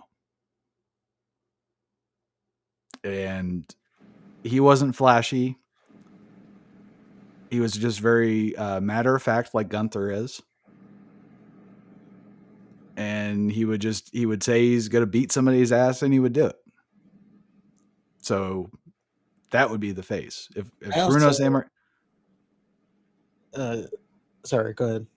I was just going to say, if Bruno Sammartino can be the face, Gunther can. I think Gunther is one of those guys that you can put in almost any generation, and he would be successful. But again, you couldn't do it just like the Bloodline. You can't, move one piece and just replace him. You'd have to give it a completely different flavor. I would put him as like a, I don't know, like a Bret Hart type. Like, yeah, he can be at the top. He can be the champion, but he's not the guy who's going to be bringing in the ratings. He's not going to be the guy who's having merchandise fly off the shelf. Wasn't the Raw ratings pretty good this week? Uh I don't think they were. Oh, But they were up against football, so that's true. Yeah. that's to be expected. And then there's that. You're up against football. You got to do something to compete. Well, there ain't nothing that's competing with football. And that goes with decades of them saying that this shit's silly and it's fucking fake and sports entertainment and all this bullshit. If it was treated a little bit more legitimately in sports-based wrestling, more Gunthers, less fucking Mizes and Wallers. See, that's where we differ. I was just gonna say, you would be more likely to have like Grayson Waller, to be the face of the company. Oh, fuck you. Now I'm not saying he will be. I'm just saying No, fuck you. he has the entertainment value. That So does Gunther. But again, I'm not shitting on Gunther in any way. He's the best wrestler on the roster right now. Gunther's dryness When is entertaining. Did you see that short I sent you where they were asking WWE wrestlers what they do for a living? No. So it's one of these silly things that they do on their YouTube channel, but they're going around asking different wrestlers what they do for a living. Shayna Baszler, she goes, "Oh, I'm a marriage counselor." The Viking Raiders say that they're goat farmers, and somebody else says Shinsuke says he's some sort of fucking cafe guy, and the LWO that isn't Escobar and Ray, they unbutton their shirts and they go, "We don't have to work." And then Gunther, he goes, "I'm a professional wrestler. Thank you." And he just walks off. So everybody's giving these silly fucking answers, and Gunther just dryly and matter of factly says, "I'm a professional wrestler." And it was fucking hilarious. That's the entertainment value with Gunther. Okay. But does that bring in? Is that like face of the company type? I don't know, humor. Like, are you bringing in casuals off of that kind of humor? I think it's more than bringing casuals over 1,000 super kicks on Royal Rumble and some guy getting hospitalized by his family, but then somehow coming back and being all cool with that same family. Well, that's another that's another story. Okay. If they did it right, he could be the face. Okay. They would just have to commit to it. Well, I just thought that was an interesting thing. I immediately saw it and it's like, what? There's no way. But it would be something where they would have to dedicate as much time and to Gunther's reign as they did Roman Reigns' reign. And I don't know if they're going to go, back to back 1,000, you know what I mean? yeah. I think Gunther would be he'd have to be there for a bit. But I think he'd eventually bring people in. Especially I think the silly shit is what drives casuals away. They fucking flip to wrestling and they see Miz fighting an invisible John Cena. Like, what the fuck is this silly shit? That's the type of shit that makes me ashamed to be a wrestling fan. That was well received online. Well, okay. And that's the kind of stuff that gets the casual. Think about it. You're sitting around with your family and they go, "Oh, what'd you watch last night?" "Oh, Monday Night Raw." "Oh, that wrestling shit?" "Well, yeah, but let me show you something." Then you show them the Miz segment. Or you show them the Gunther and Gable match. Which do you think that would bring a casual fan into wrestling?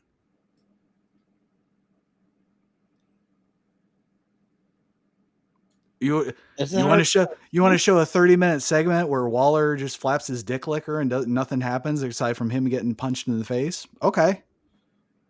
Show that to a casual. Who's gonna fucking be drawn in by that? You know, You know why Broman's bringing in people is because he looks like a badass, and he does badass things. well, there was a oh man, I don't have it here, but there was a thing. It was Vince Russo. He was talking about why the Oh Attitude god. Era was so successful. By the way, that's when they were beating Monday Night Football at that point. Yeah. And he said they were so successful because they had Drugs. 2-minute matches. Oh. They were more concerned about the entertainment than the wrestling, and then that's why they were beating the NFL. And you know what? The most successful the wrestling business has ever been is when they were focused on the wrestling versus the fucking stupid bullshit entertainment shit. I don't know about that. No, that's an objective fact. I don't know about that. No, it's an I'm objective saying fact. okay, what was the most successful decade of wrestling? Oh, I don't know. I wasn't prepared for that. Let me get stats. I'll get you stats if you want stats. Okay, because mine is the Attitude Era. That's where I'm going. That's where I'm putting The my. Attitude Era was big. Don't get me wrong, but I mean, this is when like stadium nobodies were drawn in full houses and shit with no TV, no nothing. Well, that's the thing. You have week to week television now. It's very different. Exactly. And before that, the wrestling was drawing people in. And that's when it was more successful. And then the Attitude Era I mean, came, you and still had Vince is like, like, "Oh yeah, by the way, it's fake." even then, you still had like, you know, Buddy. What was his name? Buddy Rogers and Mm-hmm. people like that. Billy Graham, superstar Billy Graham. You still had That your was a entertainers. well, Buddy Rogers was a different type of entertainer. Superstar Billy Graham was definitely sports entertainment. I would put Buddy Rogers as more the Ric Flair. Yeah. Oh, there was also to that note, Cody Rhodes said just in a recent interview that people remember the promos more than they remember the wrestling. That's bull. I disagree with that. I don't remember any of his promos. I do remember him wrestling Brock Lesnar 3 times. Yeah, I do disagree with that. Like, I I think people more remember moments than they do wrestling. Like, I can remember stuff that happens during storylines. Booker T getting attacked in the grocery store. That I'll agree with, The absolutely. Rock getting his belt thrown into the river. Seeing Shawn that, Michaels calling Owen a nugget. yeah, Triple H doing blackface when they were doing that thing with the Nation. Yeah, they all did blackface. Owen Hart, yeah, Triple H doing the nose for Owen Hart when he Yep. already has a big nose himself, and he made a bigger nose, Yeah. a witch nose. But I also remember The Rock versus Stone Cold. I remember The Rock versus Hogan. Stone Cold versus Shawn Michaels. Kane versus The Undertaker. Before Kane was a joke. Yeah, so I guess Any Brock Lesnar match. Brock Lesnar versus Kurt Angle is probably some of the best shit ever.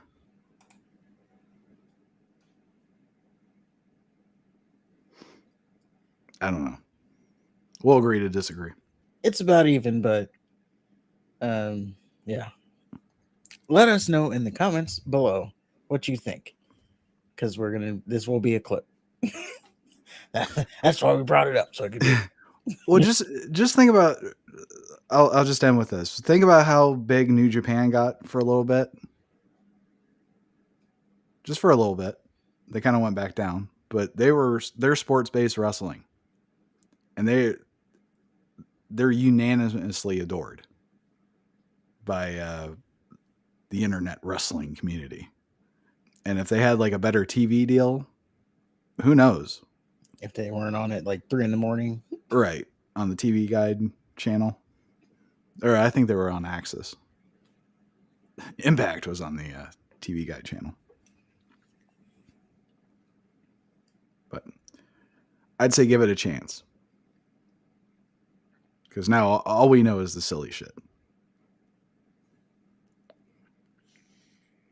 Well, I guess that's just the WWE way. It definitely Vince is. McMahon way. Well, it's the WWE way, but unfortunately, the WWE way is what most people grew up with. So now it's kind of spread everywhere. So now everything is just the fucking WWE way. And just unfortunately, the WWE does it better than anybody. AEW. Yes. And then one last note to talk about for the Gunther Chad Gable thing. Cody Rhodes, he did also say in the interview where he I don't know where he did this interview, but there's a bunch of clips that came from it. He did say that Chad Gable and Gunther, when they went back through the curtain, they both got a standing ovation from like everybody backstage. So They should have. It was great. It was yeah, a great fucking match. there was a big moment there. I mean, we need more of that. We need more of just matches like that.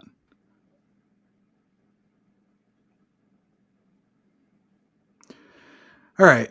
So buckle up, folks, because that's as good as it's going to get. Because you know what? We don't have to talk about SmackDown. Oh, we do. Let's talk about our controversial political opinions instead. I think that would be better received. That'll get the people going. That'll get the people going better. Well, before we move on to SmackDown, I do want to say thank you, everybody, for 350 subscribers. We're still pushing on our way to 500. So if you can help us out by hitting that thick boy like button and the subscribe button. And what else do we got? Oh, I tried a new energy drink, and I want to give them some. Are you serious?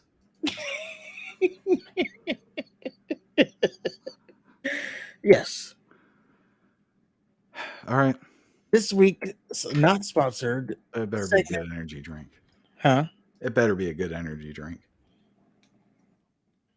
Is I tried this new one. It's called Celsius Celsius energy drink. I tried them for the first time. I've seen them all over the place. I haven't tried those. I finally tried them. I tried the summer vibe version, which you can get at Walmart. Again, that is also not sponsored, and it was pretty good. Have you ever tried the bangs? Yeah, bangs are good too. Yeah. There's a champagne one that I thought was going to be disgusting, but it's actually probably my favorite flavor.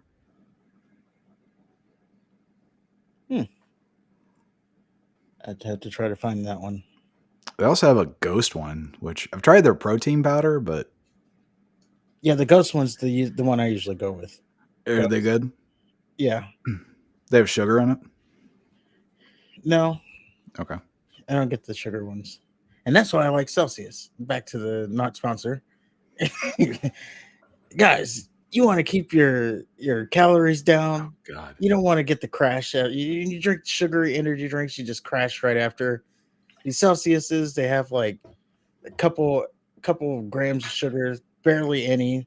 They're all natural. They got all the buzzwords, gluten-free, GMO, all the words you want to have in energy drinks, or all the new buzzwords. And there was also this peach vibe one that I tried. I like that one too. And I usually don't like peach. I did like that one. But Celsius Energy Drink. Find it at your local stores, 7-Elevens, anywhere you can get drinks.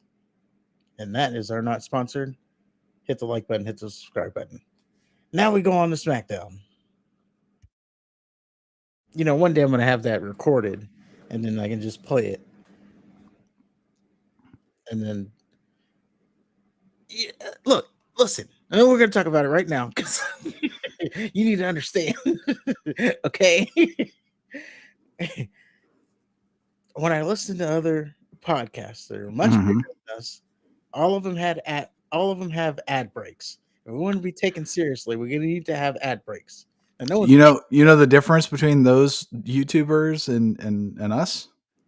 no one's paying us for it. Yeah, they're getting compensated for those ad breaks. I Right know. now, right now, you're that TV show that just shows off all that Coke shit without taping it over, giving them free plugs. No, I'm doing it so that someone can slide in our DMs. Oh, Link I description. heard you giving a fake commercial the other day. It was really impressive. Yes, Would you like to give a real commercial for our shit? yes, I don't think it works that way. that's the plot here. Or, hey, I heard you talking about our stuff and we don't want you to. So this is a cease and desist. And if you ever mention us again, you're gonna get We're sued. coming after you. Oh yeah, there is that as well. This is gonna go one way or another. So SmackDown. We start off with Charlotte and Shotzi versus Bailey and Io. And I didn't watch the match. I said, fuck it. Anything happen? Um, did anything happen during the match? Not really. Okay. I did see the aftermath. Okay, yeah, it's more Okay. so after the match, where all the stuff happened. Yeah. And then before the after the match, because Bailey was like waiting for this spot for the longest time, and she was on the top rope, Mm-hmm. at least for like, I don't know, it felt like a whole minute. She was up there, looking out to the crowd, waiting for that spot, and then finally Oscar shows up. Okay. Yeah. So the only part of important, by the way, Shotzi beat Bailey. So Io lost to Shotzi tonight. But the only part of importance is About that, what's that? I said Shotzi's on a winning streak. As a matter of fact, since she's cut her hair, she hadn't lost. I don't think. Oh boy. The only part of importance for me was Asuka. Remember her? I think I've heard her name before. Yeah. Okay. Well, she comes and she's standing in the stands right behind Dakota Kai, who's holding Io Sky's championship belt. Asuka then takes it upon herself to steal Io's title, and the crowd seemed to cheer pretty hard at that. So then, after this stupid match, Asuka parades in the ring with the belt.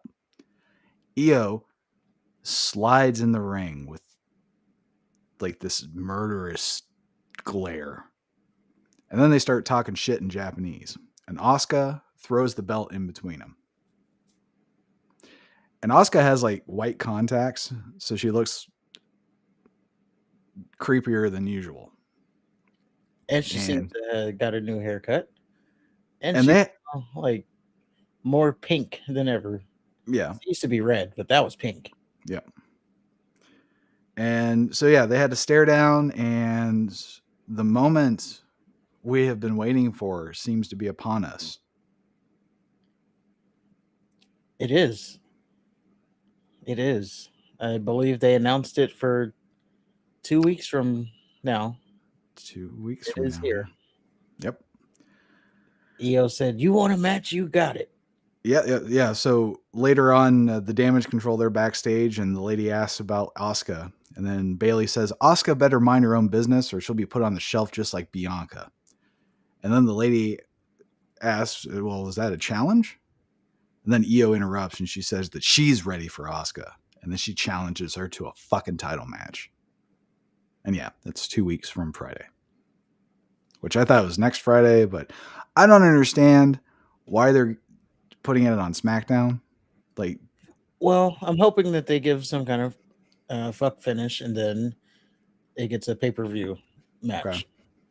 I'm hoping that's just where we're going. It's the start of, like this is the appetizer before the main course type thing.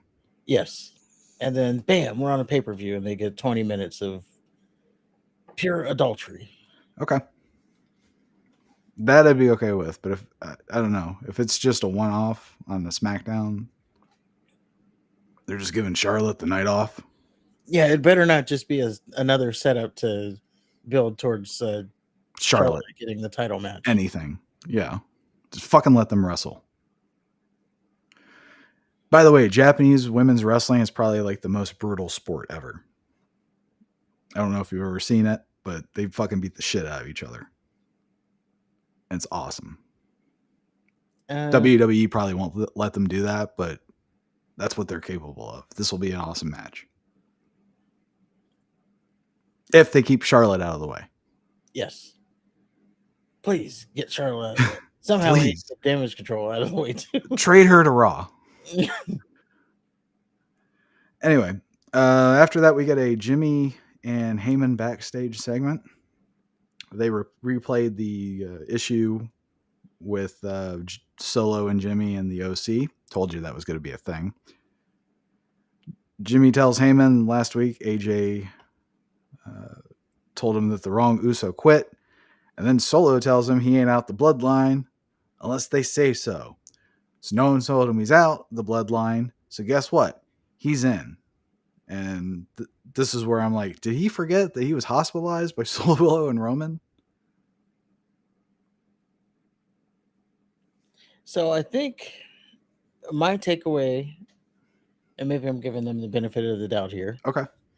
I think he's trying to steal Solo away from Roman. So that's what we're playing, that he wants back in the bloodline, but he only wants back in so he can get Solo out. So you think it's deep? This is deep? Sure. Okay. I mean, maybe I'm just giving them the benefit of the doubt because they've done everything right for this story to just like forget the whole last couple months and just go right back to, oh, I'm in again. Well, it seems like it's just completely at a standstill. Obviously, the biggest star in the company right now isn't there. Yeah, Roman's not there, so it's taken a lot of heat off of We're left with the supporting cast.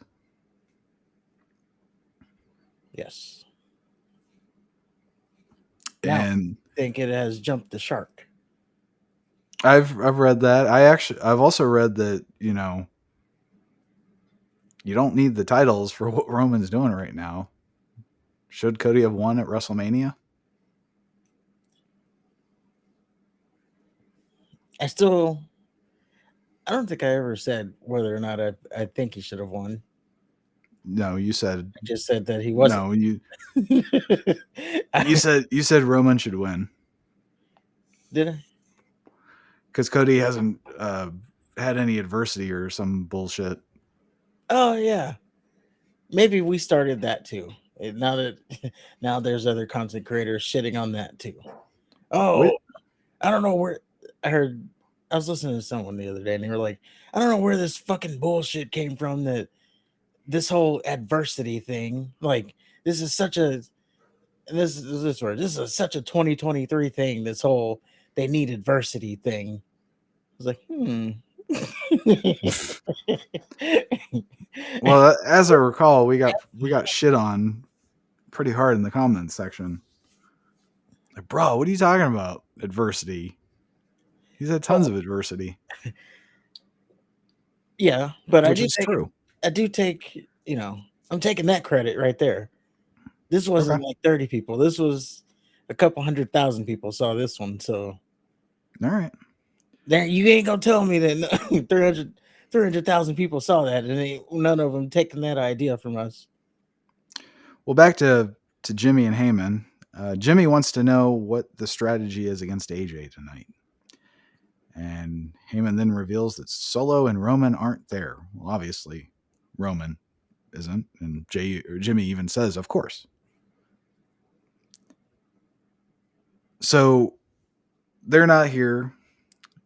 And you're right. You're not out of the bloodline, but you're not in the bloodline.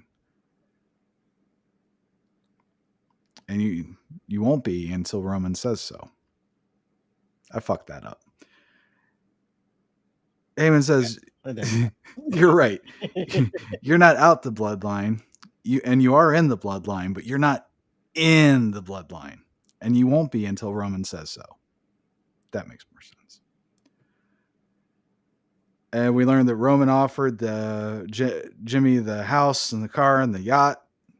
And then Heyman tells Jimmy to handle the Styles problem. And Heyman will try to get in Roman's ear and give good vibes about Jimmy. And then Heyman says, "Before you know it, I'll bring this family back together again." And then he snubs Jimmy on a handshake. And as Heyman's walking away, he runs into AJ. And he asks AJ, "Before you start tangling with me, don't you have enough problems?" And then AJ grabs Heyman by the shirt and tells him that he has zero clout around here. And then Jimmy whoops AJ's ass. And then he says, "I just handled the AJ Styles business." And then Heyman calls Roman. And he always does that little talk to his phone, call Roman Reigns. Yes. So moving on, we get a LA Knight segment. He's in doing an in-ring promo. And he brings up Miz fighting Invisible Cena. He mentions how the Miz's song starts with "I came to play." And he says, "If I was a moron, I'd say let's look at that adjective. But I'm not a moron, so let's take a look at that verb." I thought it was a good line. Which they compared it to that. They compared it to that Kevin Nash thing. Yes, which is shots fired because Kevin Nash has been on his podcast burying LA Knight every chance he gets, calling him a low budget Rock, low budget Stone Cold. This guy's unfucking original. What does anybody see in him? These are the kind of things that Kevin Nash says on his podcast about LA Knight. So Kevin Nash is saying the same things about LA Knight as everybody was saying about Kevin Nash. I don't know if they were saying those things. Yeah, especially when he was in the WWF. He's the lowest drawing champion. He is in history. I actually enjoyed him as champion. I ain't gonna lie. I didn't like him as Diesel. I liked him as Kevin Nash. I liked him as Diesel. Yeah. He beat Bob Backlund on that house show. Yeah. Played it and it was like seconds. I didn't like the and the. He was a little boring as Diesel. The Michael Jackson thing and. Yeah. And as Enzo Amore would say, and you can't teach that. Yeah. No, I liked it in WCW where he came out with the denim and you had Scott Hall there too. Well, I mean, you can't compare it to what he did in WCW. The Wolf. No, I'm talking about like just aesthetics, not body of work. Okay. Obviously, you can't compare the two. Although did he have a better championship run in WWF than he did at WCW? Because I don't remember him have a very remarkable championship run in WCW. I mean, I don't really think he had a good run in either. Well, at least in WWF, he was in main events and shit. Yeah. His only flaw there was that nobody wanted to see him. But in WCW, I don't remember him doing shit. Oh, he did the finger poke of doom. So I guess to be fair to that, I never watched one WCW pay-per-view because you always pay for it.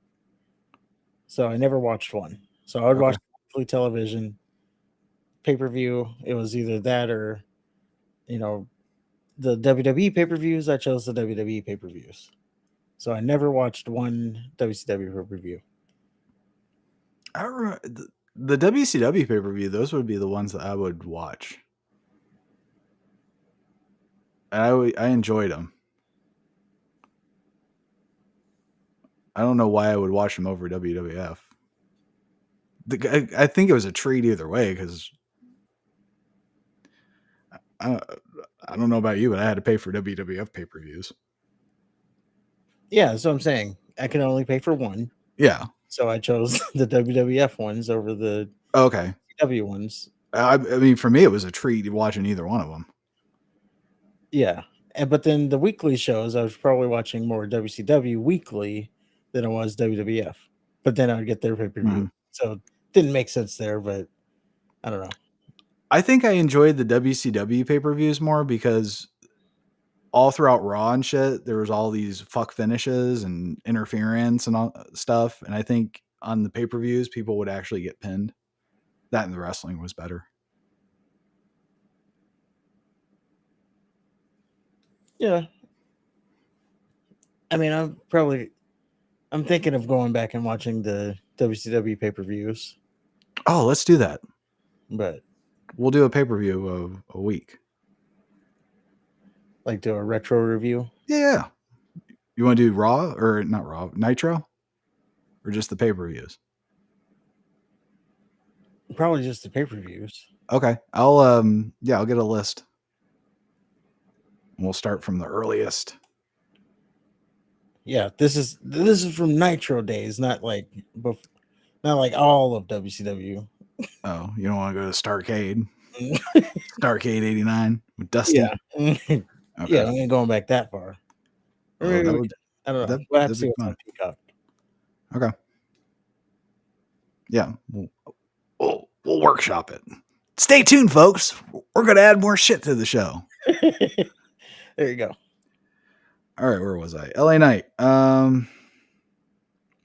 He did the moron thing. Oh, yeah. He did the moron thing. And he said, I didn't come to play, Miz.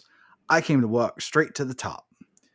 Miz, one week you play dress up, and the next, you're fighting invisible John Cena. He calls Miz a whiner for blaming Cena for losing. Knight didn't ask Cena, and hell, he didn't even need Cena.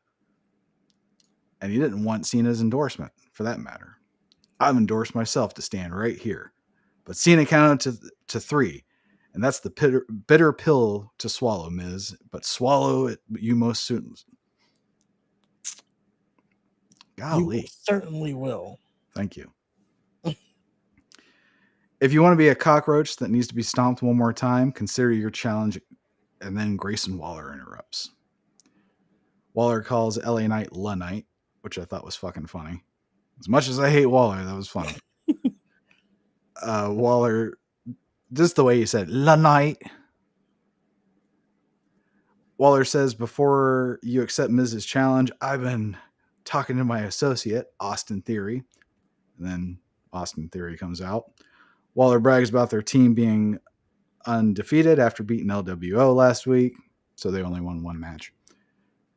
Waller says they can be the greatest tag team in history if they so choose to be. And then Knight tells Waller that they should be proud of themselves. Obviously, they're a fan of favorites. And then, cue the sheep booing.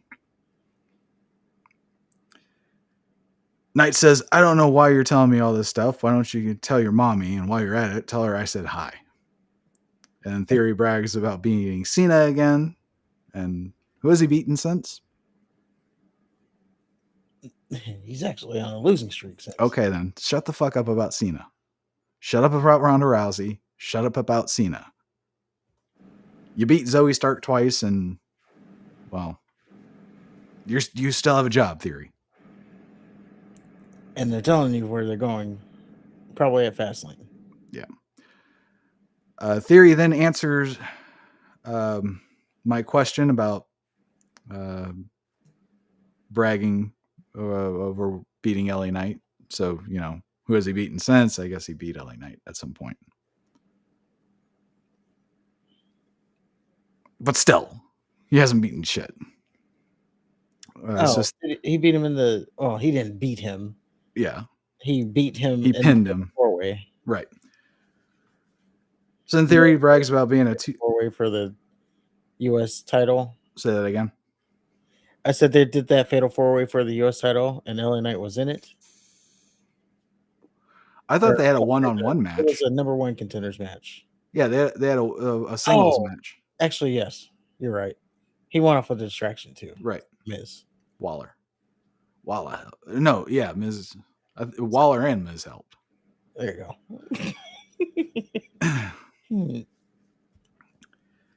um, yeah, so then Theory brags about being a 2-time U.S. champion at 20 something, and then LA Knight has just been here.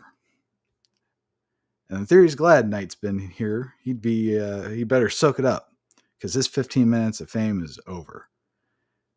Because Theory is going to mop the floor with him. And he's going to beat him so bad the Miz won't even waste his time with the rematch. Knight says Waller and Theory are cute together. And if they're done boring everybody, he'll show the two incels how to do this. He calls Waller a mushmouth moron. He calls Theory a cross-eyed half-wit. And then he calls them crotch goblins. And at 20-something, his insults are a little dated, don't you think? Yeah, he said one the other week, and it's like, I don't even know what that means. Okay. At 20-something, Austin Theory can get his ass kicked by LA Knight. So that brings us to Knight versus Theory with Grayson Waller on commentary. And Waller teases that the tag team between him and Austin Theory will be A-Town Down Under. Which is quite clever, I gotta admit. Theory did a neckbreaker to the floor from the apron that looked awesome. Waller at one point exposes the turnbuckle. LA Knight does his elbow. Waller distracts the referee. Theory goes for the roll up, but gets a 2. Both guys tease throwing the other into the exposed turnbuckle, and then Knight eventually hits his BFT for the win. I wrote Waller's probably going into that turnbuckle, but he slides into the ring for a sneak attack, and then Knight backs him off, and turnbuckle wasn't used at all. Nope. But I guess we're going to finally come out and say it. It looks as if we're going to do Grayson Waller and Austin Theory versus LA Knight and his partner, John Cena. Because LA Knight is taking on these two goofs by himself. He's going to need backup. That backup is going to come in John Cena, who is going to be on the Grayson Waller effect next week, which I'm like 50-50 on if they're going to do the invisible thing again. Like, I'm thinking they might do it again. I'm just thinking they might do it. Well, get your notepad ready if they do. Yeah, but yeah, that's going to be your tag team match for Fastlane, probably. Man, they're already talking about how Payback was the worst pay-per-view of the year so far. Maybe Fastlane is going to beat that. Well, it's good for LA Knight. He gets the Cena rub, if you will. He got the Cena rub by having him raise his arm after he beat the Miz. What rub? He's going to be wrestling with Cena in a main event. Oh, and by the way, they're also teasing him versus Roman Reigns. So, big thing, a store for LA Knight. My circle is teasing somebody else for Roman Reigns. Go ahead. Who's your circle, by the way? Just different circles in your circle. Names.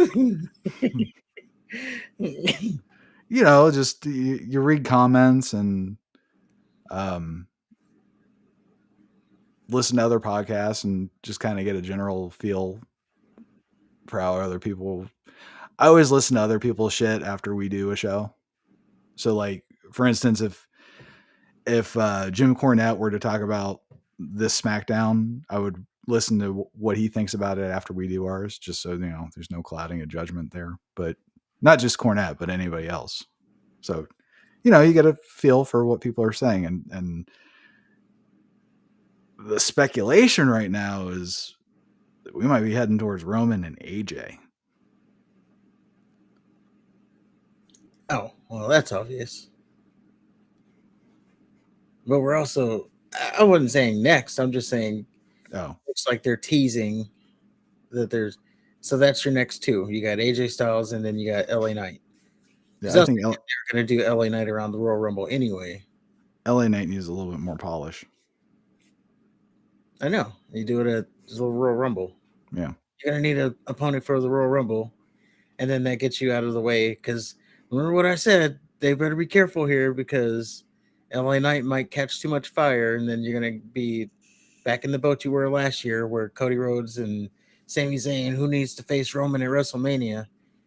You're gonna get LA Knight catching too much heat, and then we're gonna be right back in that same boat. Oh, it should be LA Knight who faces Roman Reigns. No, it should be Cody.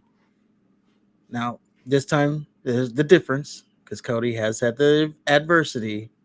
So we're all behind Cody now. You're so full of shit. But you still might get the LA Knight crowd getting a little loud on it. Okay. I don't hate that idea. But And yeah, it does make sense. just based off of what happened with him and Heyman, just looks like they're teasing that. Yeah.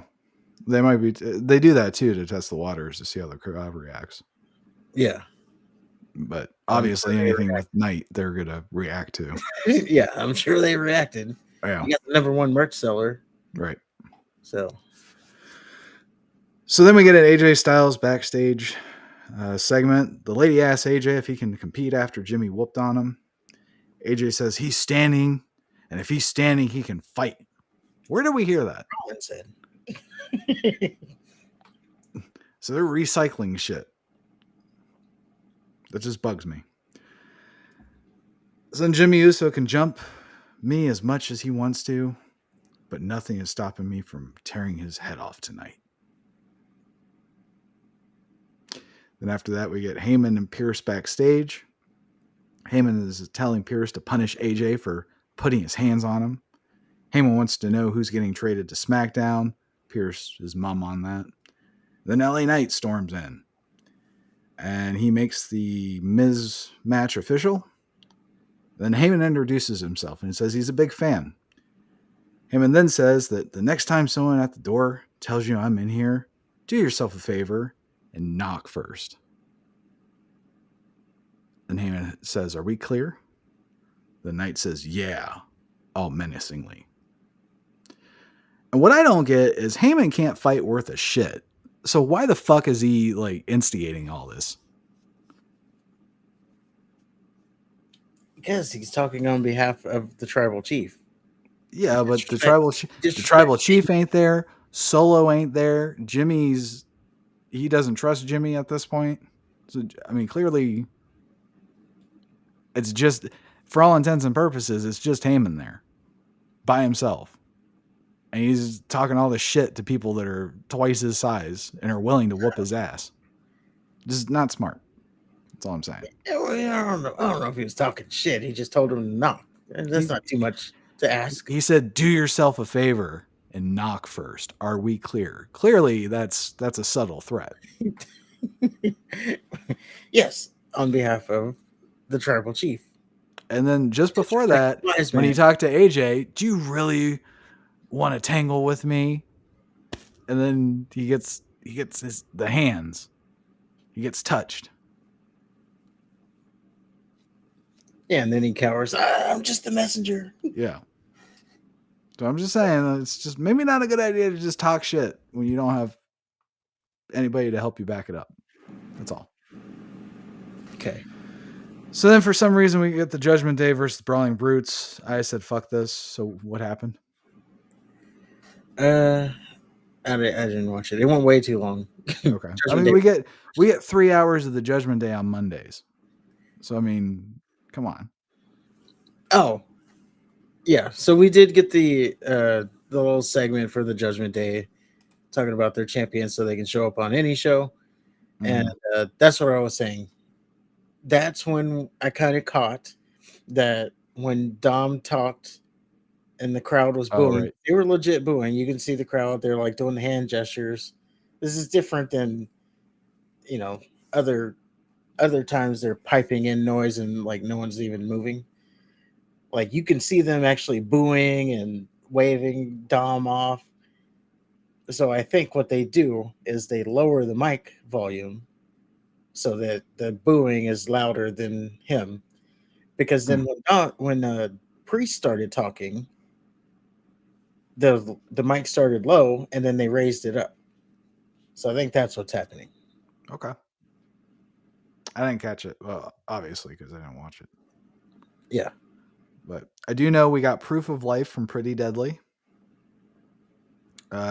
Judgment Day, of course, won. And the Almighty Prophets came out post match, but Ford had his fucking solo cup, so I didn't care what happened after that. They just did a stare down, and Bobby Lashley said something about they're the most dominant faction on SmackDown.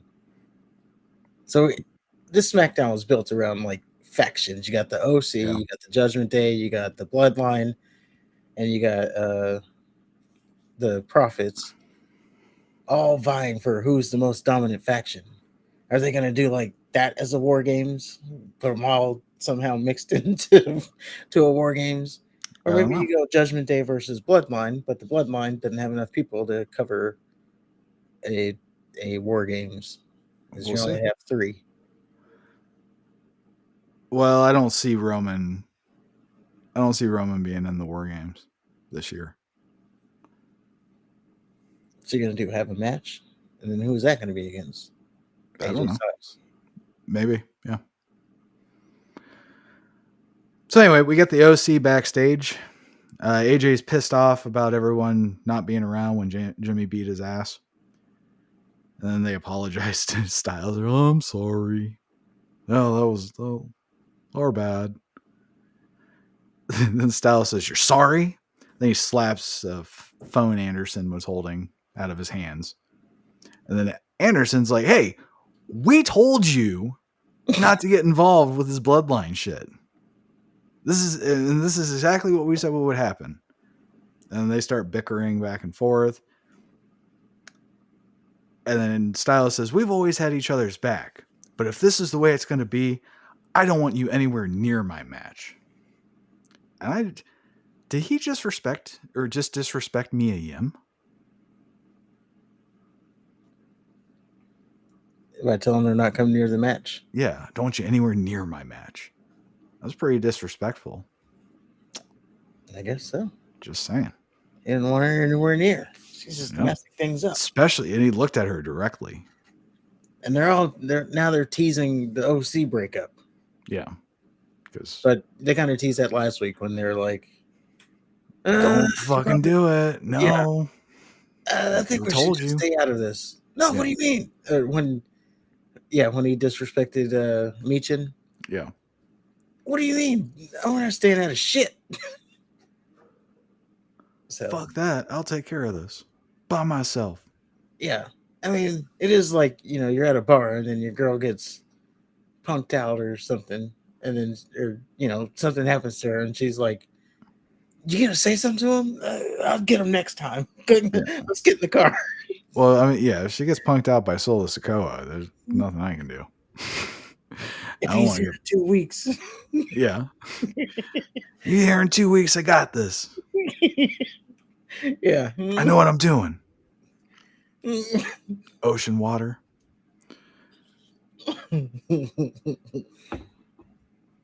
So next we get a Asuka backstage segment. And I guess WWE is giving the EO match away for free on SmackDown, is what I wrote. It kind of bugged me. Asuka says Damage Control forgot about her. They forgot that she was champion and never got a rematch. Like we've been saying for weeks now. Yeah, Asuka, we didn't forget. What's that? I said we didn't forget. We didn't forget, no. The WWE did. Asuka says Io has her title, but in 2 weeks, she's taking it back. And no one is ready for Asuka. I'm for it. Yep, it's going to be one of those dream matches. There's people like to throw around that term, dream match. Well, there you go. It's a dream match. I hope it's a long like program, just a long drawn out thing. I just hope they get time. That's Like what I I'm don't saying. want it to be like a little 5 minute match, I half a want minute commercial. I want it to be like a 6 or not a 6 month, but however long the Cody Brock feud was. I want it to be that length and that drawn out and detailed. I don't want it just to be a SmackDown match and that's it. Yeah, I don't think it is. I hope so, But but I see Charlotte kicking Io in the face again. or maybe so maybe Charlotte they go. Charlotte comes out and kicks both of them in the face and then holds up the title and just walks out with it. And then Pierce is like, "Well, she has the title now. Nothing I can do." And then Io's wrestling Shotzi. Okay. So far, I'm just gonna just leave it there.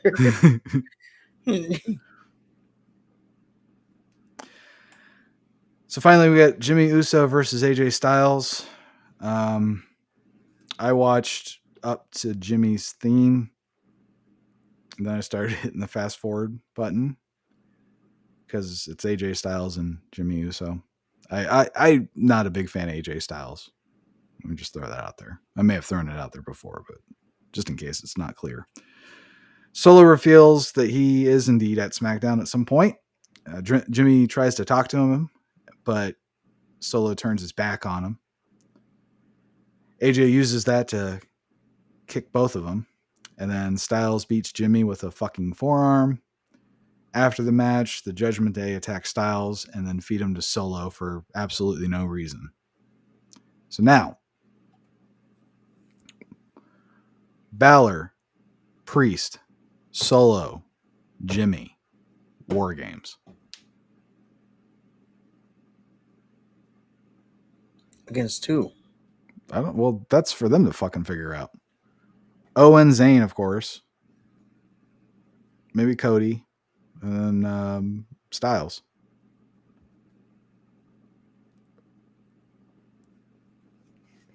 Yeah, I could see that. I'm more thinking it's they're Or gonna keep Styles. it like Raw. Say that again. I said I'm more thinking they keep it to Raw, Okay. but it could go either way. Like maybe they do want to get Bloodline in the like official Bloodline on one side, and then yeah, and then everybody else who's been forever feuding with the Bloodline and the Judgment Day. I guess what we can both agree on with how much they're Judgment Daying these shows, it's hard to see them not in War Games. Right. That's the only thing that makes sense with them feeding AJ to Solo. Like, why else would they do that unless they're going to form some sort of temporary alliance? And then that's why I asked about Survivor Series. I thought that was later, so I'm like, well, how the hell are they going to milk that? But if it's just around the corner, that makes sense to me. And in fact, you can do AJ Styles and Roman, and then just have the OC. It won't be a very good match, but OC and Owens and Zayn versus Balor, Priest, Jimmy, and Solo. Both factions or something form an alliance. Yeah, get another temporary alliance. Yeah. You have two temporary alliances, two factions coming together to kill the other factions. But where that won't make sense though is because Rhea Ripley just said she's tired of everybody talking about the Judgment Day, or I'm sorry, the Bloodline. The Judgment Day is the most dominant faction Well, then they turn on the bloodline after after the match. War Games. Yeah, why not? Yeah, that is thought out there. Yeah. That's what immediately popped into my head when I saw Priest throw Styles in the ring. I don't know who they'd be wrestling as far as on the face side, but Balor, Priest, and Solo and Jimmy. Because I see Dom doing mascot stuff with Ripley. I don't know. Yeah, they haven't really. Have they teased the women's side of war games? No, I don't think they will either. They're just gonna throw if they do war games for the women, they're just gonna throw names out there. So you're gonna have damage control. Just like they did last year.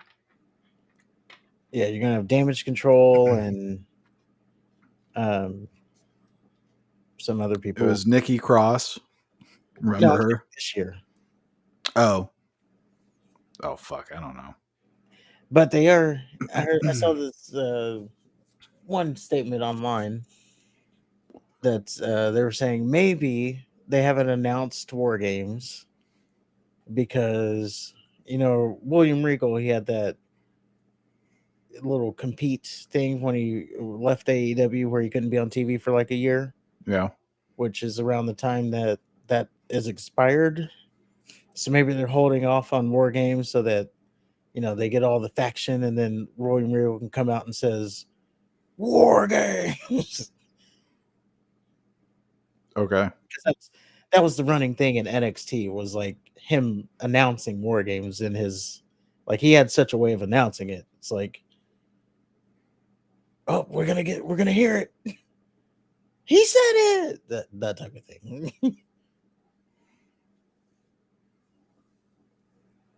Okay. So maybe that's why they're not announcing it yet, because they're waiting for that so he can come out and get the war games pop for announcing it. I don't know. I'll Now be this glad. is, I'll be glad just to move past Survivor Series, though. That's like right up there with Royal Rumble for me, as far as well, we're gearing into the fastest time in wrestling, Yeah, building up to the Super Bowl, which is WrestleMania. of course. I'm gonna, yeah, that's gonna be like a 3 years we've been doing the show. Anyway, that's not on air talk. I think 2 years. Oh yeah, this is our second WrestleMania coming up. Yeah, time flies, but I think we just surpassed our 1 year because I think the first pay-per-view we did was Clash at the Castle.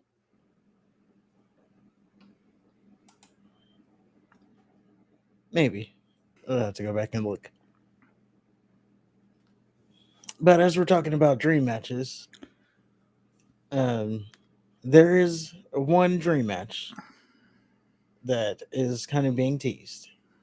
So I see this thing, you sent it to me earlier. The Great Khali is saying he is ready to come back for one more match. And there's only one name big enough to put on the other side of the Great Khali. And if everybody can say it with me, you put the Great Khali versus the Giant Omos. Oh. What?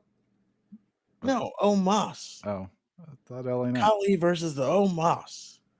That is the only you just want a terrible, terrible match. That would be so bad. That'll be the Kimbo Slice and Dada 5000 of wrestling. I think that's the only logical match you can put on there. Okay. That or LA Knight, Cody, Gunther. But I think the only logical answer is Omos. Would be interesting. Or if Braun Strowman is off injury, maybe do Braun Strowman. Again, these are matches that are just not going to be like good.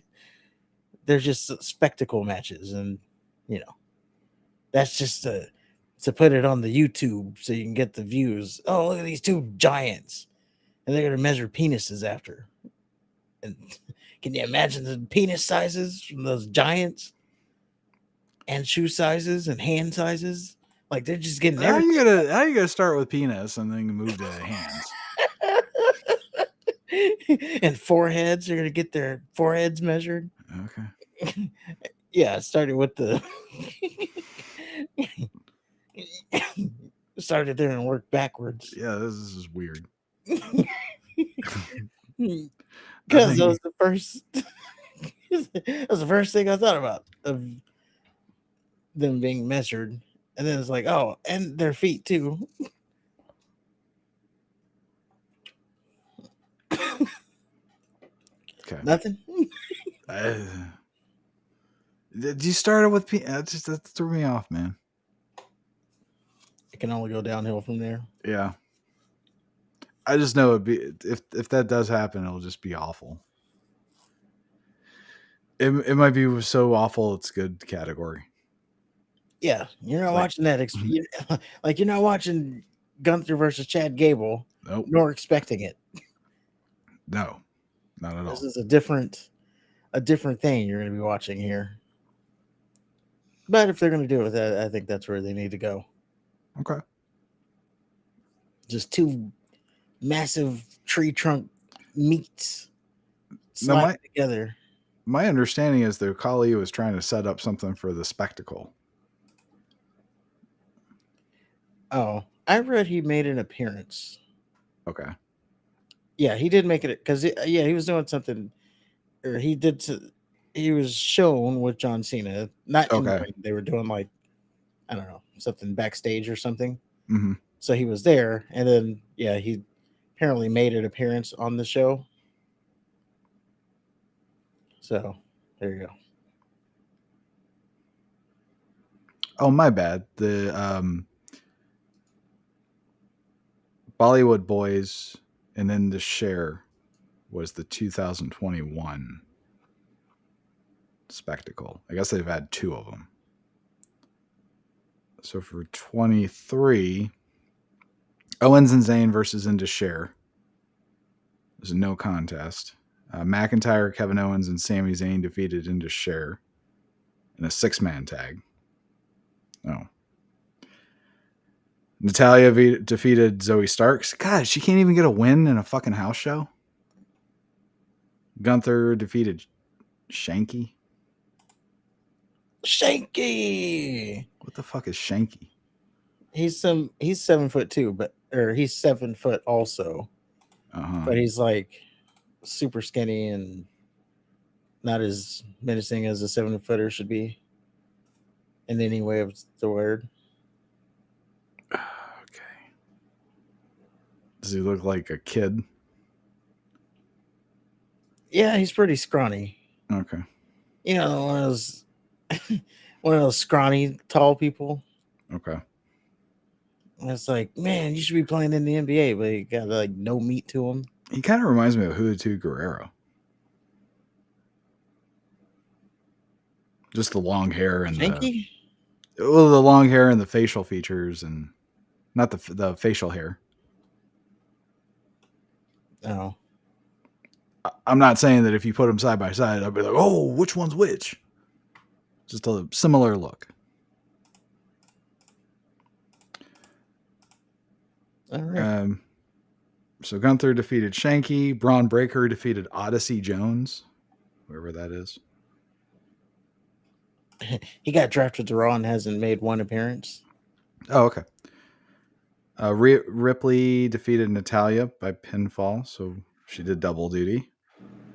Rhea Ripley can beat Natalia, but Zoe Stark can't. Well, the message or the thing behind that was Becky Lynch was supposed to go to that show, but she had visa issues or something, so she couldn't travel, and she had to go out and apologize to your fans. Good deal. She had to apologize to her fans, saying, "I know I let you all down, but I won't be able to travel." Did she cry? No, Oh, okay. I don't know why. Or did she do that stupid like head, shoulders up, head nod thing? No, it was just a tweet. Oh, okay. I thought she like came out and No, with the but microphone. just with the verbiage of saying, "Hey, I oh my," would but I would she go, does have fans. Let's be fair, she does have a good fan base or a fan base. I would have gone to India, but I was afraid for my life. And then after that, we get John Cena and Seth freaking Rollins against Imperium, and we all know who won that one. Gee, I wonder who was gonna win that one. Right. So I'm sorry that India had to wait for that. Well, it was a house show. Maybe they enjoyed it. Maybe. They wanted to see. They wanted to see their Inda shares and But the Great Khali showed up. How could that be a fail for them? it's more than just a house show for them, though, because the WWE doesn't just tour India like they do, the United States. So when the even if it is presented as a house show, that's a big deal. That's like the only time they get to see those wrestlers until, the next time they come, maybe that year. Well, my thing is, and maybe this is just ignorance or whatever, but they do the super shows in Saudi. Isn't that not the same thing? India and Saudi? Yeah. No. Isn't that like pretty close? Like they could just make the trip over to Saudi? Well, one, no, probably not. Just based on the region. I would I think don't know. People that be flying. Anyway.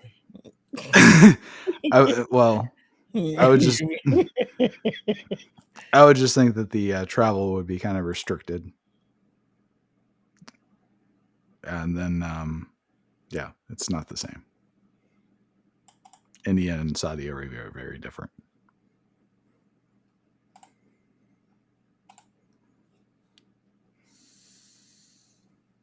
All right. Well, on that note, if you disagree with anything, let us know in the comments below. If you agree with anything, let us know in the comments below. On your way out, hit the like button, hit the subscribe button. We're almost to 500. Let's get us there. And anything else?